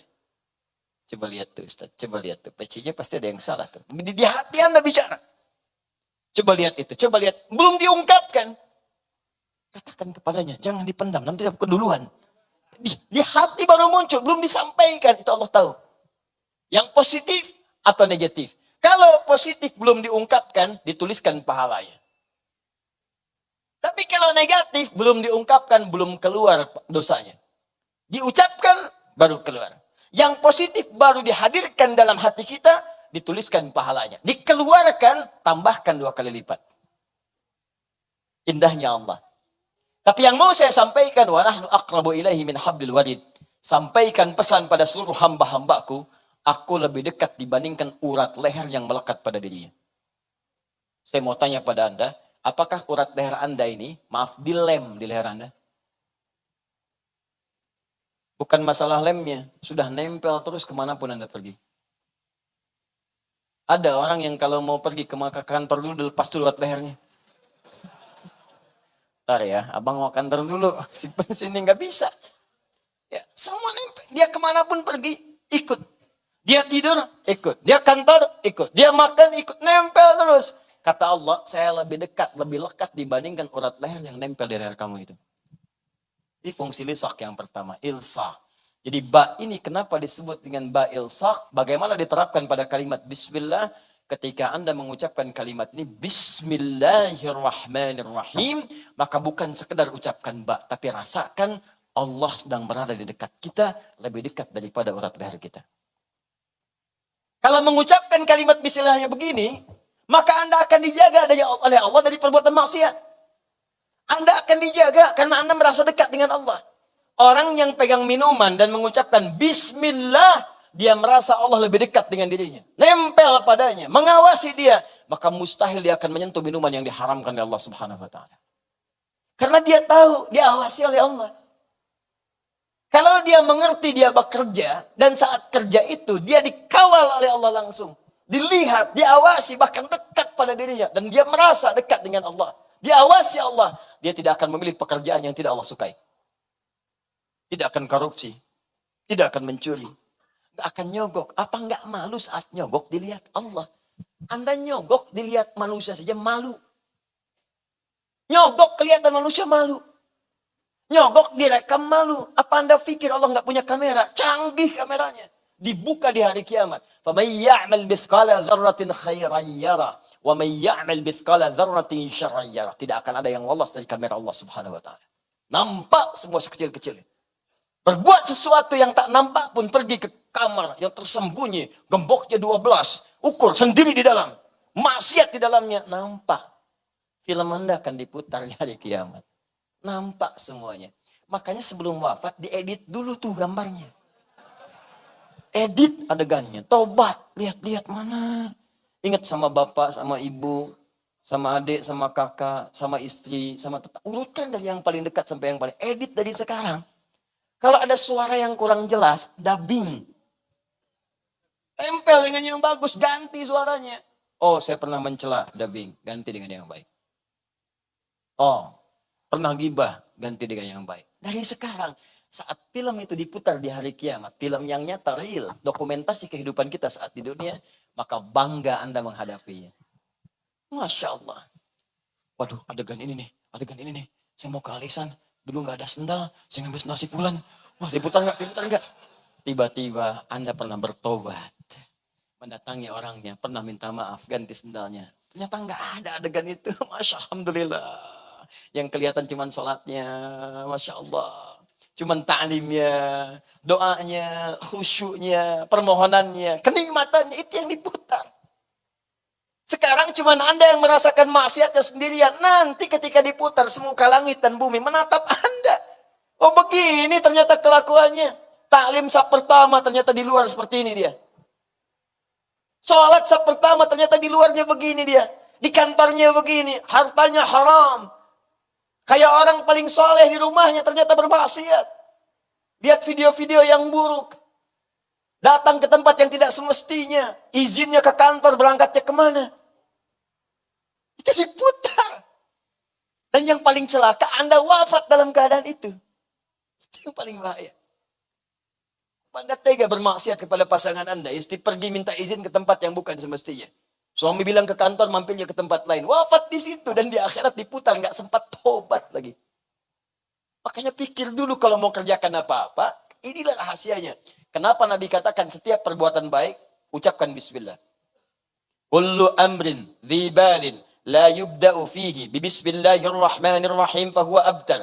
Setiap perbuatan baik yang tidak disertakan kalimat bismillahirrahmanirrahim, maka dia terputus. Apa yang dimaksud terputus? Terputus dari pengawasan dari Allah. Terputus nilai pahalanya. Dan terputus dari keberkahannya. Makanya kalau mau kerjakan sesuatu, coba bismillah. Bismillahirrahmanirrahim. Dan kalimat ini otomatis tidak akan pernah diucapkan dalam konteks maksiat. Berat lisannya. Gak ada orang maksiat pakai bismillah. Waduh, sendal hilang. Pakai itu tuh yang bagus tuh. Takut dosa. Pakai bismillah aja. Bisa. Ya. Jelas ya? Nah, jadi ini kalimat pertama. Jadi biasakan setiap mengerjakan sesuatu. Bismillahirrahmanirrahim. Bismillahirrahmanirrahim. Ba'nya ilsaq. Sesuatu yang menghadirkan kedekatan kita dengan Allah Subhanahu wa ta'ala. Maksudnya, usahakan setiap mengerjakan berbagai hal, kita merasa disaksikan oleh Allah Subhanahu wa ta'ala. Kalau sudah hidup kita begini, dan merasa Allah dekat dengan kita, maka sudah. Dijawablah langsung oleh Allah. Ujibu da'watad da'i idza da'an. Jika dia punya kebutuhan, seketika aku akan berikan. Itu rahasianya. Makanya ada orang-orang yang saking dekatnya dengan Allah, belum minta, sudah dijawab. Belum minta. Belum memohon, sudah dikabulkan. Kan saya sering sampaikan, Maryam ada. Ya, Maryam itu kan bukan nabi, bukan rasul, manusia biasa. Kenapa diberi contoh dalam Al-Quran manusia biasa? Supaya kita bisa mengikutinya. Supaya Anda tidak katakan dia akan nabi ya Allah. Dia akan rasul. Oh saya manusia biasa. Aku mah apa tuh? Kata Allah kamu manusia. Maryam manusia. Imran manusia. Dia bukan nabi, bukan rasul. Kamu bukan nabi. Kamu bukan rasul. Kenapa dia bisa? Kamu tidak. Dengan cara apa lagi bisa diterangkan? Maryam ada, Luqman ada, Imran ada, Hannah ada, Asiyah ada. Ada semuanya. Apa yang tidak ada? Karena itu kita turunkan ini sebagai bagian dari contoh kehidupan kita turunkan. Bangun kedekatan dengan Allah. Bangun. Bangun. Coba. Wa idza sa'alaka 'ibadi 'anni fa inni qarib. Setelah mengatakan saya dekat, ujibu da'watad da'i idza da'an. Maka ketika dia punya permohonan, aku kabulkan. Nah, karena itu orang yang bismillah itu, maka akan dibuktikan kedekatannya dengan menyembah Allah, beramal saleh. Makanya langsung disusul dengan kalimat falyastajibuli. Ketika saya panggil, cepat respon. Makanya orang-orang yang dekat dengan Allah sebelum dipanggil, dia sudah mendekat. Karena itu orang yang paham bismillahirrahmanirrahim diucapkan 17 kali dalam sehari. Kenapa itu diucapkan? Supaya kita menjadi semakin dekat dengan Allah. Semakin latihan. Anda mengucapkan 17 kali dalam sehari, masa nggak dekat juga? Minimal paham. Orang mengucapkan sekali, belum paham, sekali lagi. Belum ngerti, sekali lagi. Anda 17 kali sehari.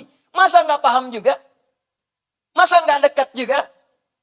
Saya melakukan pendekatan misalnya ke Abdul. Sekali datang, nggak ketemu, wajar. 2 kali datang, nggak ketemu. 3 kali datang, 17 kali. 17 kali sehari datang. Masa nggak ada yang ketemu? Dapat, saya bisa dapatkan itu. Saya pengen ketemu Abdul. Masjid Al-Ihsan. Sekali datang, nggak ada. 2 kali datang, nggak ada. 17 kali sehari. Tengok lagi, tengok lagi, tengok lagi. Ada. Sekarang nggak dapat, besoknya dapat. Sekarang nggak dapat, besoknya dapat. Anda baca bismillahirrahmanirrahim seumur hidup berapa kali? Masa belum dekat juga dengan Allah? Sehari 17 kali, belum dekat. Besoknya baca lagi. Besok belum dekat, baca lagi. Bertahun-tahun baca, belum dekat juga. Anda butuh berapa waktu lama lagi? Pertanyaannya adalah, apa yang menyebabkan orang baca ini belum dekat dengan Allah? Karena dia tidak paham fungsi huruf ba di dalamnya. Itu poinnya. Makanya rasakan ketika kita mengucapkan itu, rasakan fungsi ba yang kedua. Apa fungsi ba yang kedua itu? Al-musahabah. Satu ilsaq, kedua musahabah. Yang menyertai. Yang hadir bersama kita. Kalau tadi merasa dekat, nempel. Nah, ketika Anda misalnya ingin merasakan nempel, dekat, ingin membangun kedekatan dengan Allah, maka yang pertama rasakan Allah itu berada dengan kita. Mengawasi kita maksudnya. Dekat dengan kita. Ini yang disebut sifat ihsan yang tadi saya bacakan di hadis Muslim nomor hadis ke-8. Ya, an ta'budallaha ka'annaka tarahu fa illam takun tarahu fa innahu yarah. Engkau menyembah Allah seakan-akan engkau itu merasa diawasi oleh Allah walaupun tak mampu untuk melihatnya. Tapi yakinlah Allah ada di dekat Anda mengawasi Anda. Jadi kalau ingin merasakan kedekatan dengan Allah, rasakan Anda didekati oleh Allah. Rasakan diawasi oleh Allah. Rasakan Allah hadir dekat dengan Anda. Kalaupun tak mampu menatapnya, minimal Anda merasakan itu. Itulah langkah pertama. Jadi kalau ingin merasakan membangun kedekatan dengan Allah, pertama rasakan dulu kata Nabi. Rasakan Anda itu sedang diawasi oleh Allah. Ini gini ya, maaf ya. Ada siswa sedang ujian. Ya, maaf nih, pengawasnya nggak ada, tapi dia sadar ada CCTV, ada kamera. Kamera itu 17 siswa, jumlah kameranya 17. Setiap meja ada kamera di depannya langsung. Bayangkan, bukan 1, 2, 17 kamera langsung di depannya begini. Nah, pertanyaan saya, apakah anak ini, setiap siswa itu akan nekat untuk mencontek atau tidak? Hah? Mustahil. Kenapa? Karena ada yang merasa mengawasi. Dan dia tidak akan nekat.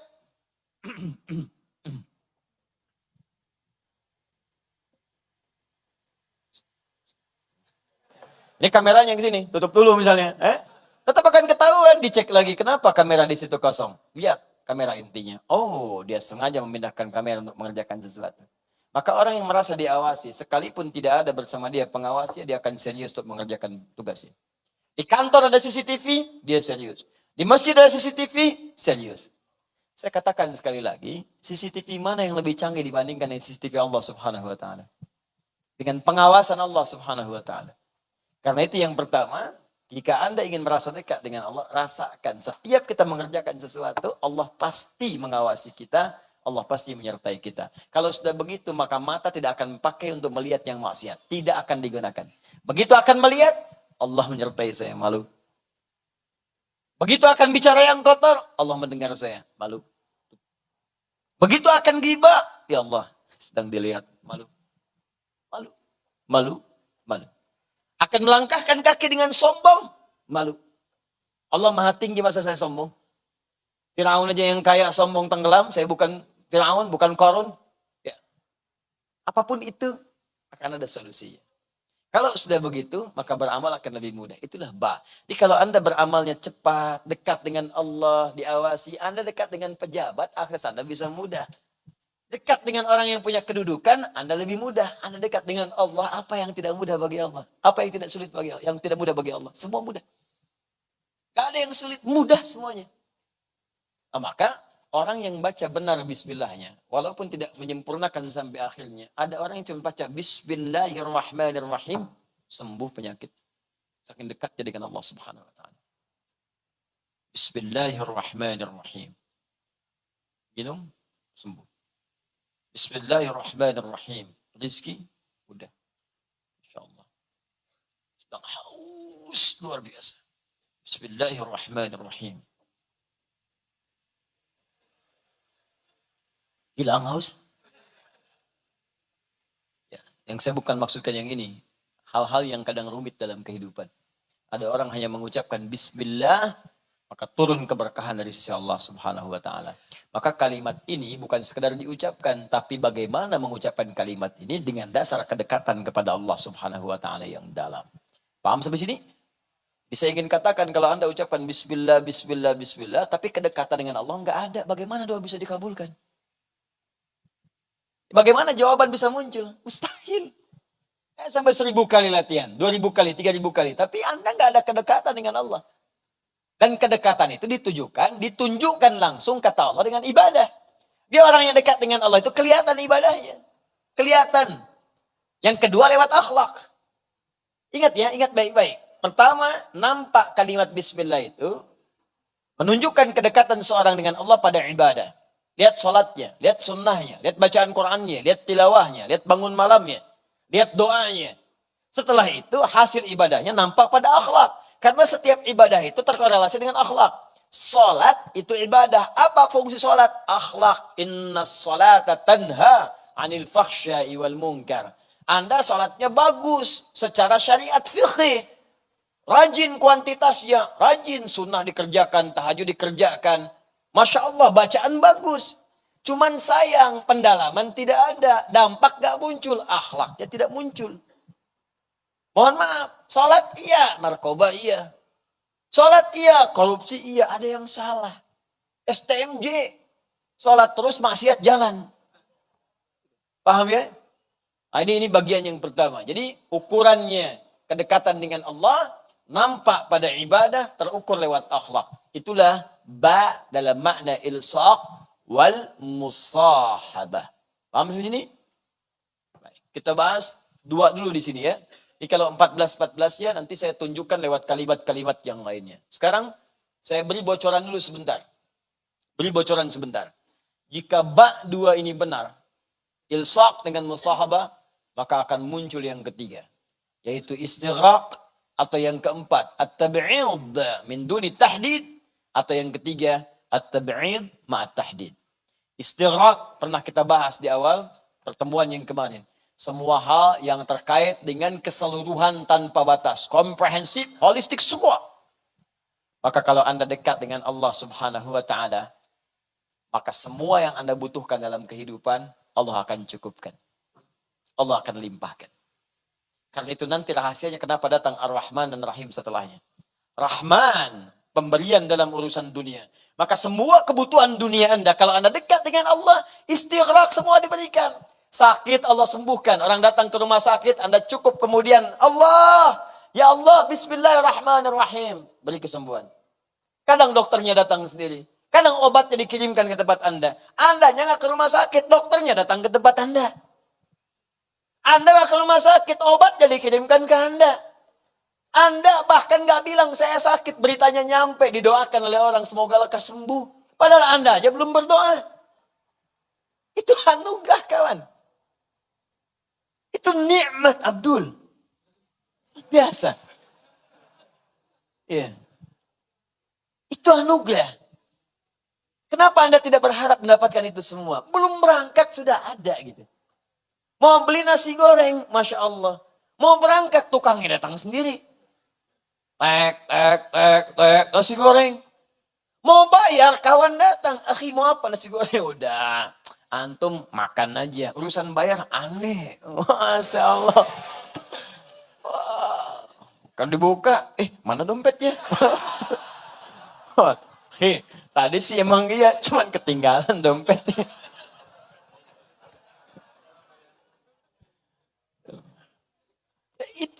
Dan itu nyata, teman-teman, ada.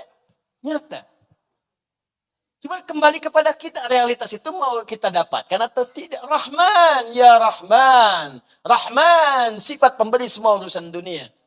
Rahman itu mencakup muslim, non-muslim, beriman, tidak beriman. Standar yang umum, universal, dapat. Standarnya apa? Pekerjaan. Misal, hukum kaya itu tidak melekat iman. Kaya itu melekat pada aktivitas, ikhtiar, pekerjaan. Jadi jangan katakan kalau ada non-muslim bekerja keras, kaya. Jangan katakan kok nggak beriman bisa kaya. Hukum mau kaya itu bekerja. Tapi kalau pengen berkah kekayaannya dan pengen cepat mendapatinya, iman. Berkah antum di situ. Makanya orang beriman dulu mau kaya gampang. Kaya gampang. Orang dulu Abdurrahman bin Auf itu modalnya cuma pakaian. Mau kaya gampang, 3 bulan kaya. Setahun kapak terbuat dari emas. Setahun. Anda bayangkan. Bayang. Itu dahsyat luar biasa. Kecil Rahman, dapat kita rahim. Anugerah akhirat yang terindah. Khusus bagi yang beriman saja. Anda mau dapat apa? Surga. Kalau cuma surga, semua minta surga. Mintakan surga yang paling tinggi. Mintakan surga di samping Nabi Muhammad SAW. Mintakan surga yang langsung berdekatan dengan Allah Subhanahu wa taala. Mintakan surga yang bisa menatap Allah Subhanahu wa taala tertinggi. Lebih dekat dengan Allah, semakin dekat Anda mendapatkan anugerah terindah. Karena itulah diakhiri dengan kalimat Ar-Rahman Ar-Rahim. Ar-Rahman Ar-Rahim. Kalau nggak butuh semua, sebagian tabi'in. Ya Allah, saya nggak pengen jadi terlalu kaya, Allah takut sombong. Gak apa-apa. Yang penting yang kamu butuhkan saya berikan. Tab'id ma'tahdid. Terbatas pada kebutuhannya saja. Makanya ada orang minta itu sesuai kebutuhan dikasih oleh Allah. Nih, yang kamu butuhkan nih. Kalau lebih daripada ini berbahaya. Ya Allah, aku ingin jadi direktur. Jadinya manajer. Ya Allah, mobil ya Allah. Motor dapatnya. Motor. Aku berikan kau motor aksesnya lebih cepat. Terbebas dari kemacetan. Jalanan indah bisa berkelok-kelok engkau lewat. Mobil kamu dikhawatirkan ketika akan keluar, bahkan tak bisa buka pintu. Ya, harus ada ajudan, harus ada ini, ada itu. Hidup kamu jadi berat nantinya. Dapat dia mobil, dapat dia motor, dapat sepeda. Ya Allah, aku ingin sepeda motor ya Allah. Aku kabulkan. Motornya aku tunda. Kan bagian kedua, sepeda motor. Motornya nanti, sepeda dulu. Ini sepeda. Oke, dapat. Indah. Dunia tuh gimana ya? Saya kadang bingung orang tuh berantem masalah dunia. Padahal hukumnya kecil gitu kan. Ini tuh gak ada nilainya. Ya, jadi apa? Allah kan kasih rumus dekat dengan Allah. Jadi dia jadi kecil. Ya, ada orang sedih masalah dunia. Ada orang berantem masalah dunia. Ya Allah, kenapa gitu kan? 2 orang berebut pekerjaan sambil berkelahi. Berebut mobil sampai saling tusuk, saling meninggal dua-duanya. Mobilnya gak ada yang dapat. Saya suka ketawa gitu kan. Apa yang mau direbutin ya? Ya rebutan sendal, rebutan kamera, rebutan ini. Ngapain? Ngapain dunia? Kita tinggalin. Kalau bukan Anda meninggalkan dunia duluan, dunia meninggalkan Anda duluan. Makanya bismillah. Pakai itu. Biar gak sembarangan. Rahman dapat, Rahim dapat. Dapat kita. Dan disitulah kita mendapatkan tanda di sisi Allah Subhanahu wa ta'ala. Apa itu tanda bahasa Arabnya? Wasmun. Kalau disatukan dengan ba, hilangkan wawunya. Ganti dengan alif. Kalau pengen cepat, hilangkan alifnya. Langsung sin dengan mim. Gabungkan dengan ba. Bismi. Bismillah. Nih, asalnya dari kata ismun. Ismun ini pendapat pertama dari kata wasmun, yang berarti tanda yang melekat. Ini saya tidak bicara terjemahan ya. Kalau terjemahan ini makna umum. Ismun diartikan nama. Dalam bahasa Arab, ismun, nama, masmuka, siapa namamu hai lelaki, masmuki, siapa namamu hai perempuan, mas Karyo, namanya Karyo.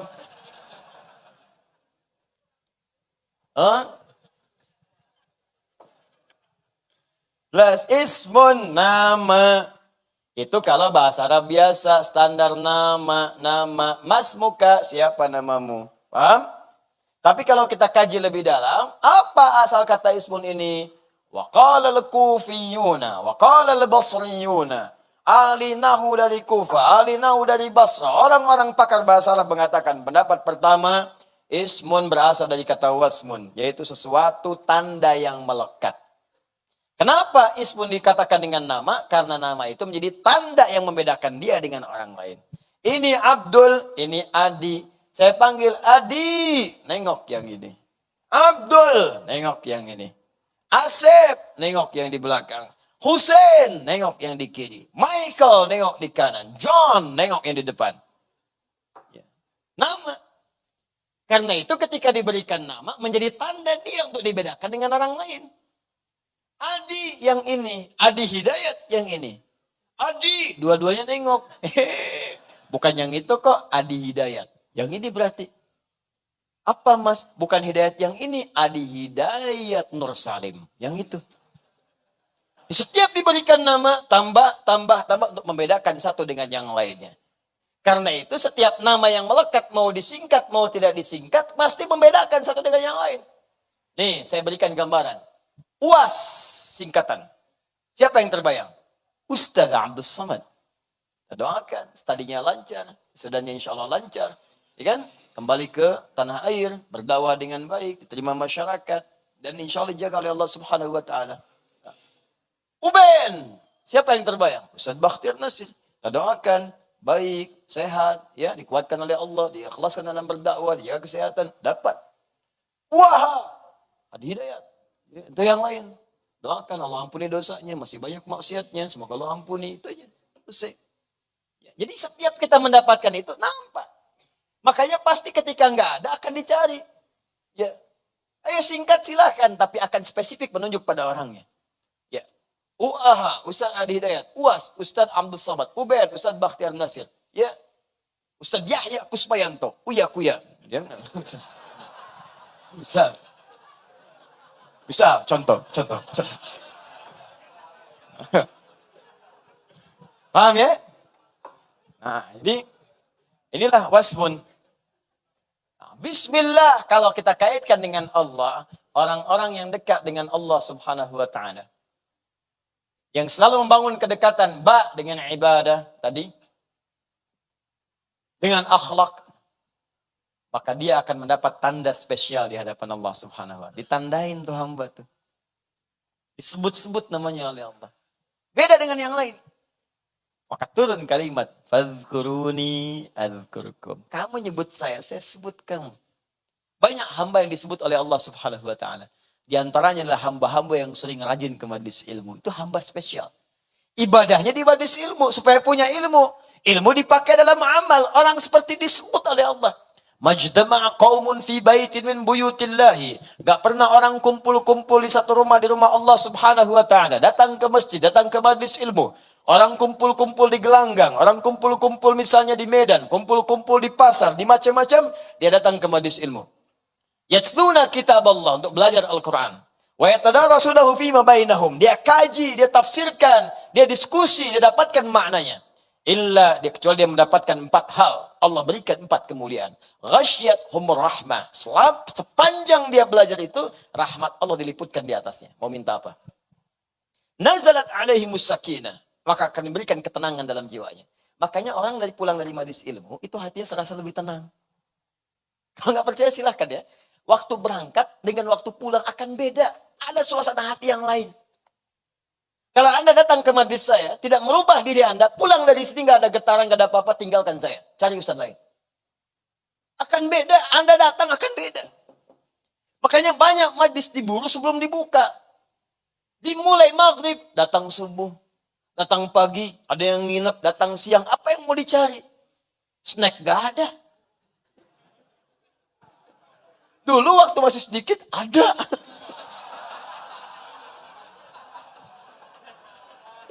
Sekarang nyari sendiri. Kan? Aqua ada insya Allah. Samping ada, Ihsan Mat lengkap. Gitu kan? Ada, tapi apa yang mau didapatkan? Ada kenikmatan gitu kan? Ada ketenangan yang kita raih. Nah, ada hamba-hamba spesial. Ghasyat umur rahmat. Nazalat ilmus sakinah. Perhatikan kalimatnya belum selesai. Ya, hafat umul malaika. Dan orang-orang ini akan diliputi oleh malaikat. Itu jangan dikira kosong. Jangan dikira. Ini padat banyak orang. Ada yang berdiri. Siapa duga dan siapa sangka di samping dia malaikat berdiri. Di samping dia malaikat duduk. Nggak ada yang tahu. Bukankah malaikat diberi keistimewaan untuk menyamar? Menjadi laki-laki, bertemu dengan Nabi, datang. Ada lagi yang tak nampak di sampingnya. Dan banyak sifat malaikat itu gaib. Kenapa gaib? Karena kalau tampak, belum tentu antum bisa tenang.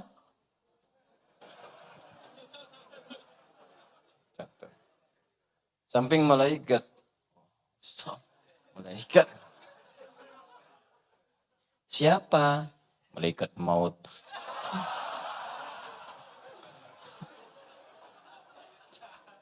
Saya waktunya sebentar lagi enggak. Tenang aja, saya mau ke Abdul kok.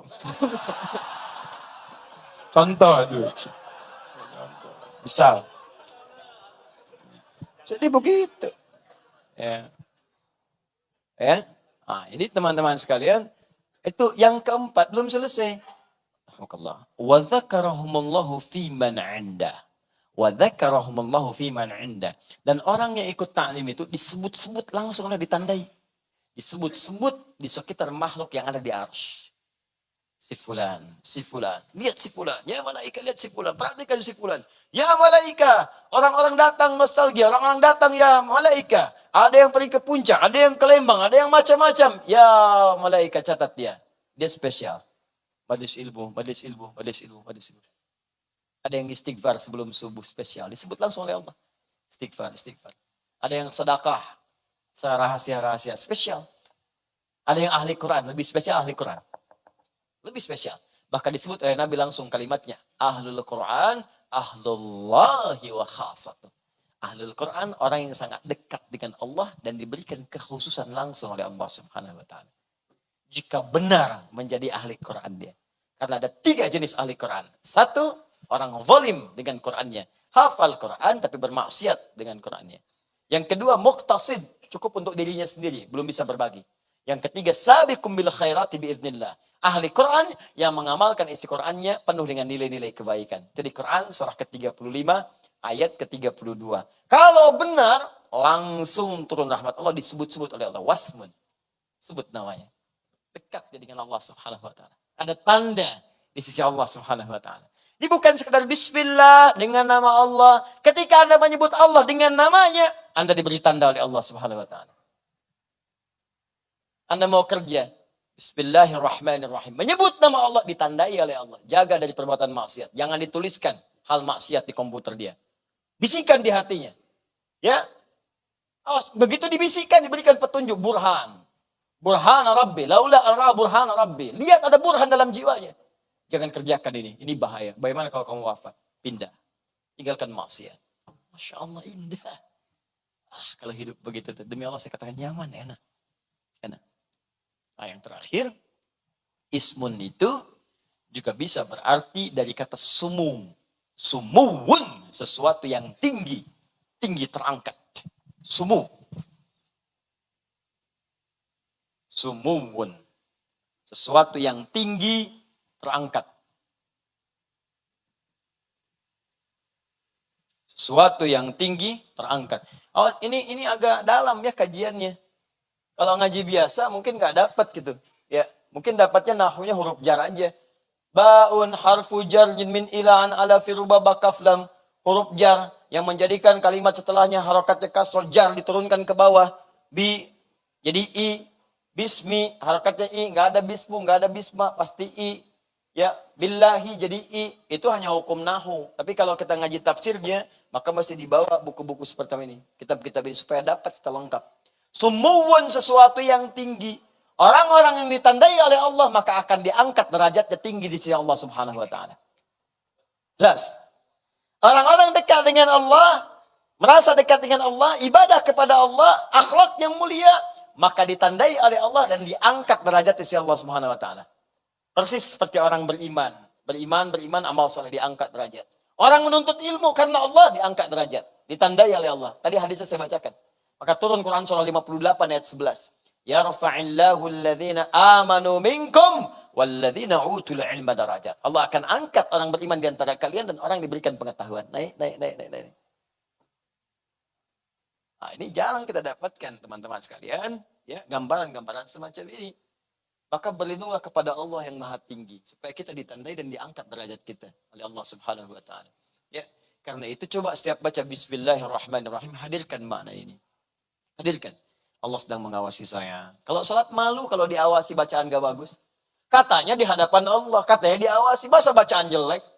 Mau sampai kapan bacaan kita belepotan dalam salat? Udah bertahun-tahun, ribuan kali ruku sujud, apa enggak ada episode salat kita yang bagus bacaannya? Bukan cuma sudes aja yang bagus. Ya, saya juga sudus akan lebih bagus. Belajar yang bagus. Ya, bukan cuma si fulan saja yang bagus, saya pun akan lebih baik lagi. Bukan cuma si fulan aja yang suaranya indah, saya pun insya Allah bisa indah. Belajar. Supaya nggak malu saat menghadap pada Allah. Anda menghadapan dengan bos di kantor, kata-kata ditata-tata. Saya kalau naik pesawat tuh kalimatnya dia eja-eja gitu kan. Pak, teh apa kopi? Maaf, saya mau istirahat saja. Tapi saya rasakan apakah di rumah tangganya seperti itu juga? Ya, coba saya tanya pramugari-pramugari saat Anda di pesawat. Anda menghadapi orang-orang yang bukan mahram Anda. Itu orang asing. Apa hanya karena bayar kemudian Anda perlakukan istimewa dengan mengatakan kalimat lembut? Pak, teh ataukah kopi? Ya, chicken or fish? Masalah ayam ataukah ikan? Saya pengen tahu kalau di rumah begitu enggak gitu sama suaminya. Pak, teh apa kopi? Ikan apa ayam, Pak? Emang ada? Enggak, tempe. Bisa enggak begitu gitu? Bisa enggak? Hah? Gitu. Ya, Allahu Akbar. Ya, cobalah gitu ya. Coba hadirkan makna-makna. Rasakan Allah mengawasi kita. Tidak salah profesionalitas pekerjaan harus begitu. Harus begitu memang karena tuntutan pekerjaan, profesionalitas. Harus dilakukan. Cuman maksud saya, ketika ada di hadapan manusia bisa begitu, kenapa di hadapan Allah tidak lebih baik? Ya, Bismillahirrahmanirrahim. Ya, baca yang bagus. Ini hak kecil jadi hak besar. Panjang jadi pendek, pendek jadi panjang. Pantesan kalau minta cepat jadi lambat. Ya, minta lambat jadi nggak datang. Ya. Paham ya? Nah, sekarang yang terakhir. Kenapa di sini menggunakan kalimat Allah terlebih dahulu? Padahal bisa dikatakan, bisa di luar bacaan ini, bisa kita berkata, Bismillahirrahmanirrahim. Karena kalimat Ar-Rahman itu bisa digunakan ketika tidak menyebut kalimat Allah. Dalilnya Quran surah 17 ayat 110. Qulid Allah awid Ar-Rahman. Sebut nama Allah atau sebut Ar-Rahman. Di sini kenapa Allahnya dimunculkan? Bismillah, kemudian Ar-Rahman dan Ar-Rahim. Apa rahasia di balik kalimat Allah ini? Ini puncaknya. Dan itu yang kita bahas di pekan depan nanti insya Allah. Karena ini butuh kajian dan waktu yang khusus. Kita akan bahas di pertemuan berikutnya insya Allah. Rahasia di balik kalimat Allah. Jelas? Belum saya jelaskan kan pekan depan. Taib. Ya, yang pertama saya ingin berikan pengumuman bahwa insya Allah teman-teman sekalian dan khusus baik pemirsa dimanapun Anda berada, insya Allah besok kami akan berangkat ke Sumatera Barat.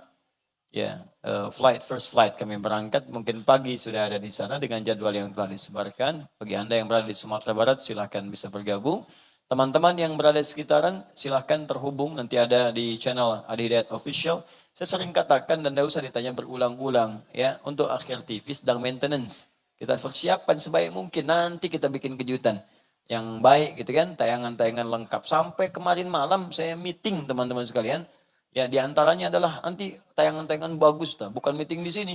Ya, ada yang dari Timur Tengah, ada yang dari macam-macam dan kita sudah jalin kerjasama. Alhamdulillah terkait dengan khususnya bidang pendidikan. Apa di antaranya? Nanti sepulang saya dari Padang, dari Sumatera Barat, kita akan duduk langsung. Alhamdulillah nanti besok akan datang utusan dari Sudan yang pertama. Membawa berita gembira. Yang pertama yang sudah tes 25 orang, insya Allah akan berangkat 2 pekan setelah Idul Adha. Besok berkasnya akan dibawa langsung oleh orang Sudannya. Ya, memang akan dibawa langsung tadinya dengan mahasiswanya, cuman saya katakan tolong beri waktu supaya bisa Idul Adha dulu di Indonesia. Ya, 2 pekan setelah itu baru berangkat. Yang kedua, juga nanti akan diberikan kuota spesial untuk ahli Quran. Hanya 10 orang sampai 15 orang saja bisa belajar di sana, tapi saya belum tahu ketentuannya. Besok mungkin mereka datang, ya akan ditunggu, Ahad ketemu dengan saya. Pulang dari Sumatera, musim haji selesai, insya Allah kita sedang siapkan nanti dikhususkan ada 2 orang syekh dari Al-Azhar, ini sebagai mukaddimah, akan nanti punya kelas khusus. Nanti sedang kita siapkan di mana tempatnya, Sabtu dan Ahad terkait dengan Al-Quran. Dan pendahuluannya yang sudah terdaftar dalam program karantina Al-Quran, ya program At-Taisir, itu insya Allah di bulan depan Agustus sudah akan dimulai. Jadi siap-siap nanti. Yang baru kemudian terhubung, saya lihat itu pagi baru dibuka tadi, sudah daftar 500 orang.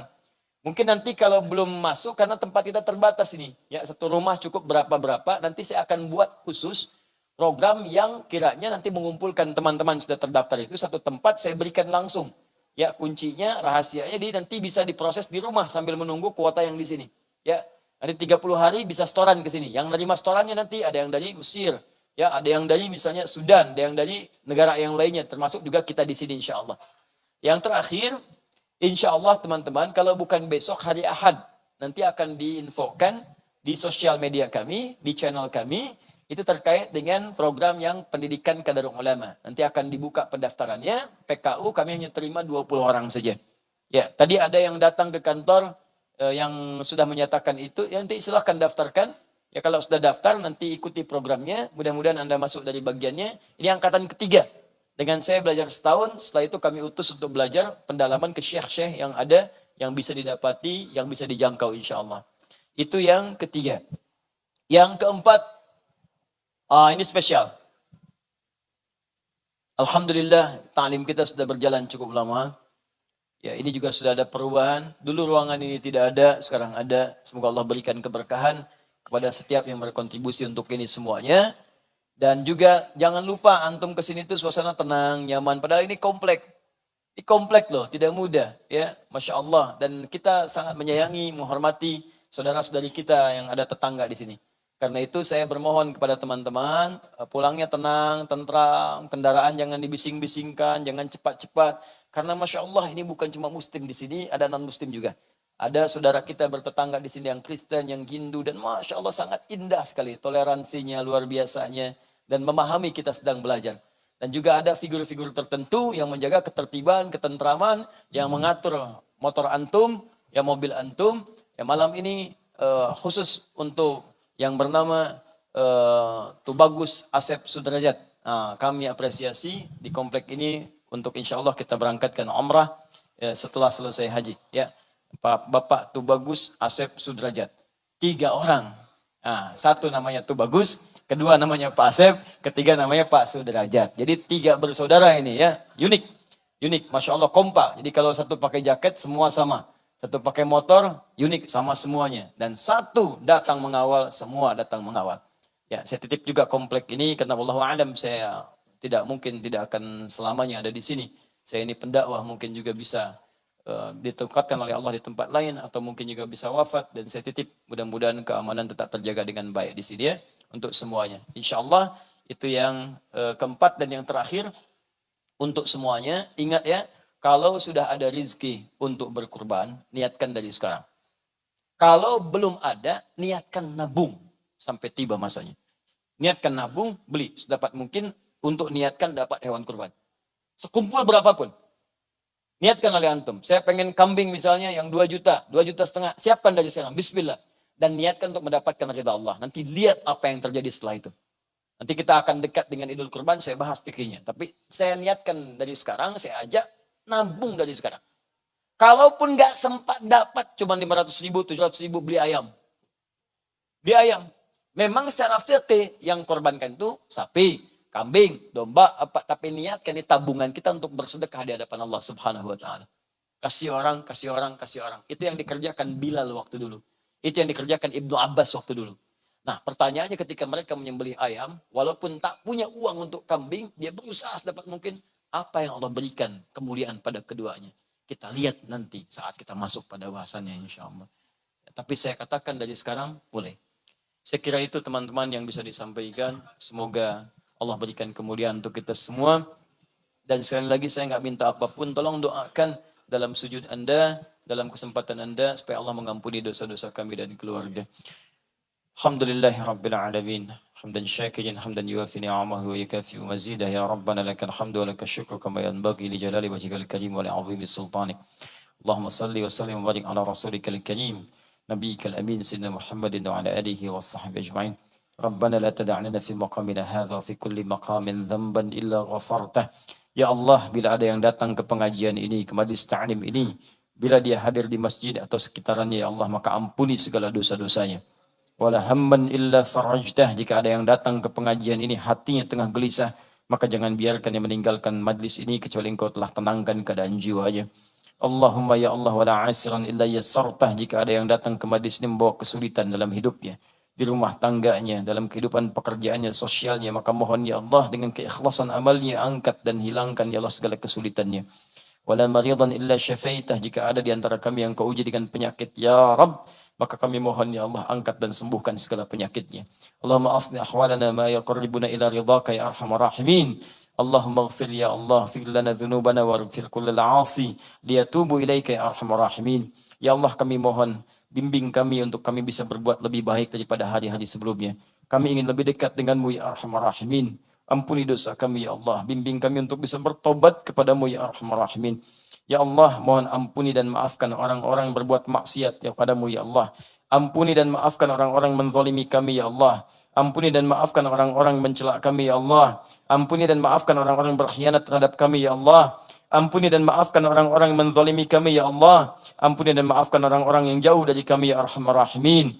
Allahumma rabbana atina fid dunya hasanah wa fil akhirati hasanah wa qina adzaban nar. Bifadlika subhana rabbika rabbil izzati amma yasifun wa salamun alal mursalin wa akhiru da'wana alhamdulillahi rabbil alamin. Subhanakallahumma wa bihamdika asyhadu an la ilaha illa anta astaghfiruka wa atubu ilaik. Thumma assalamu alaikum warahmatullahi wabarakatuh.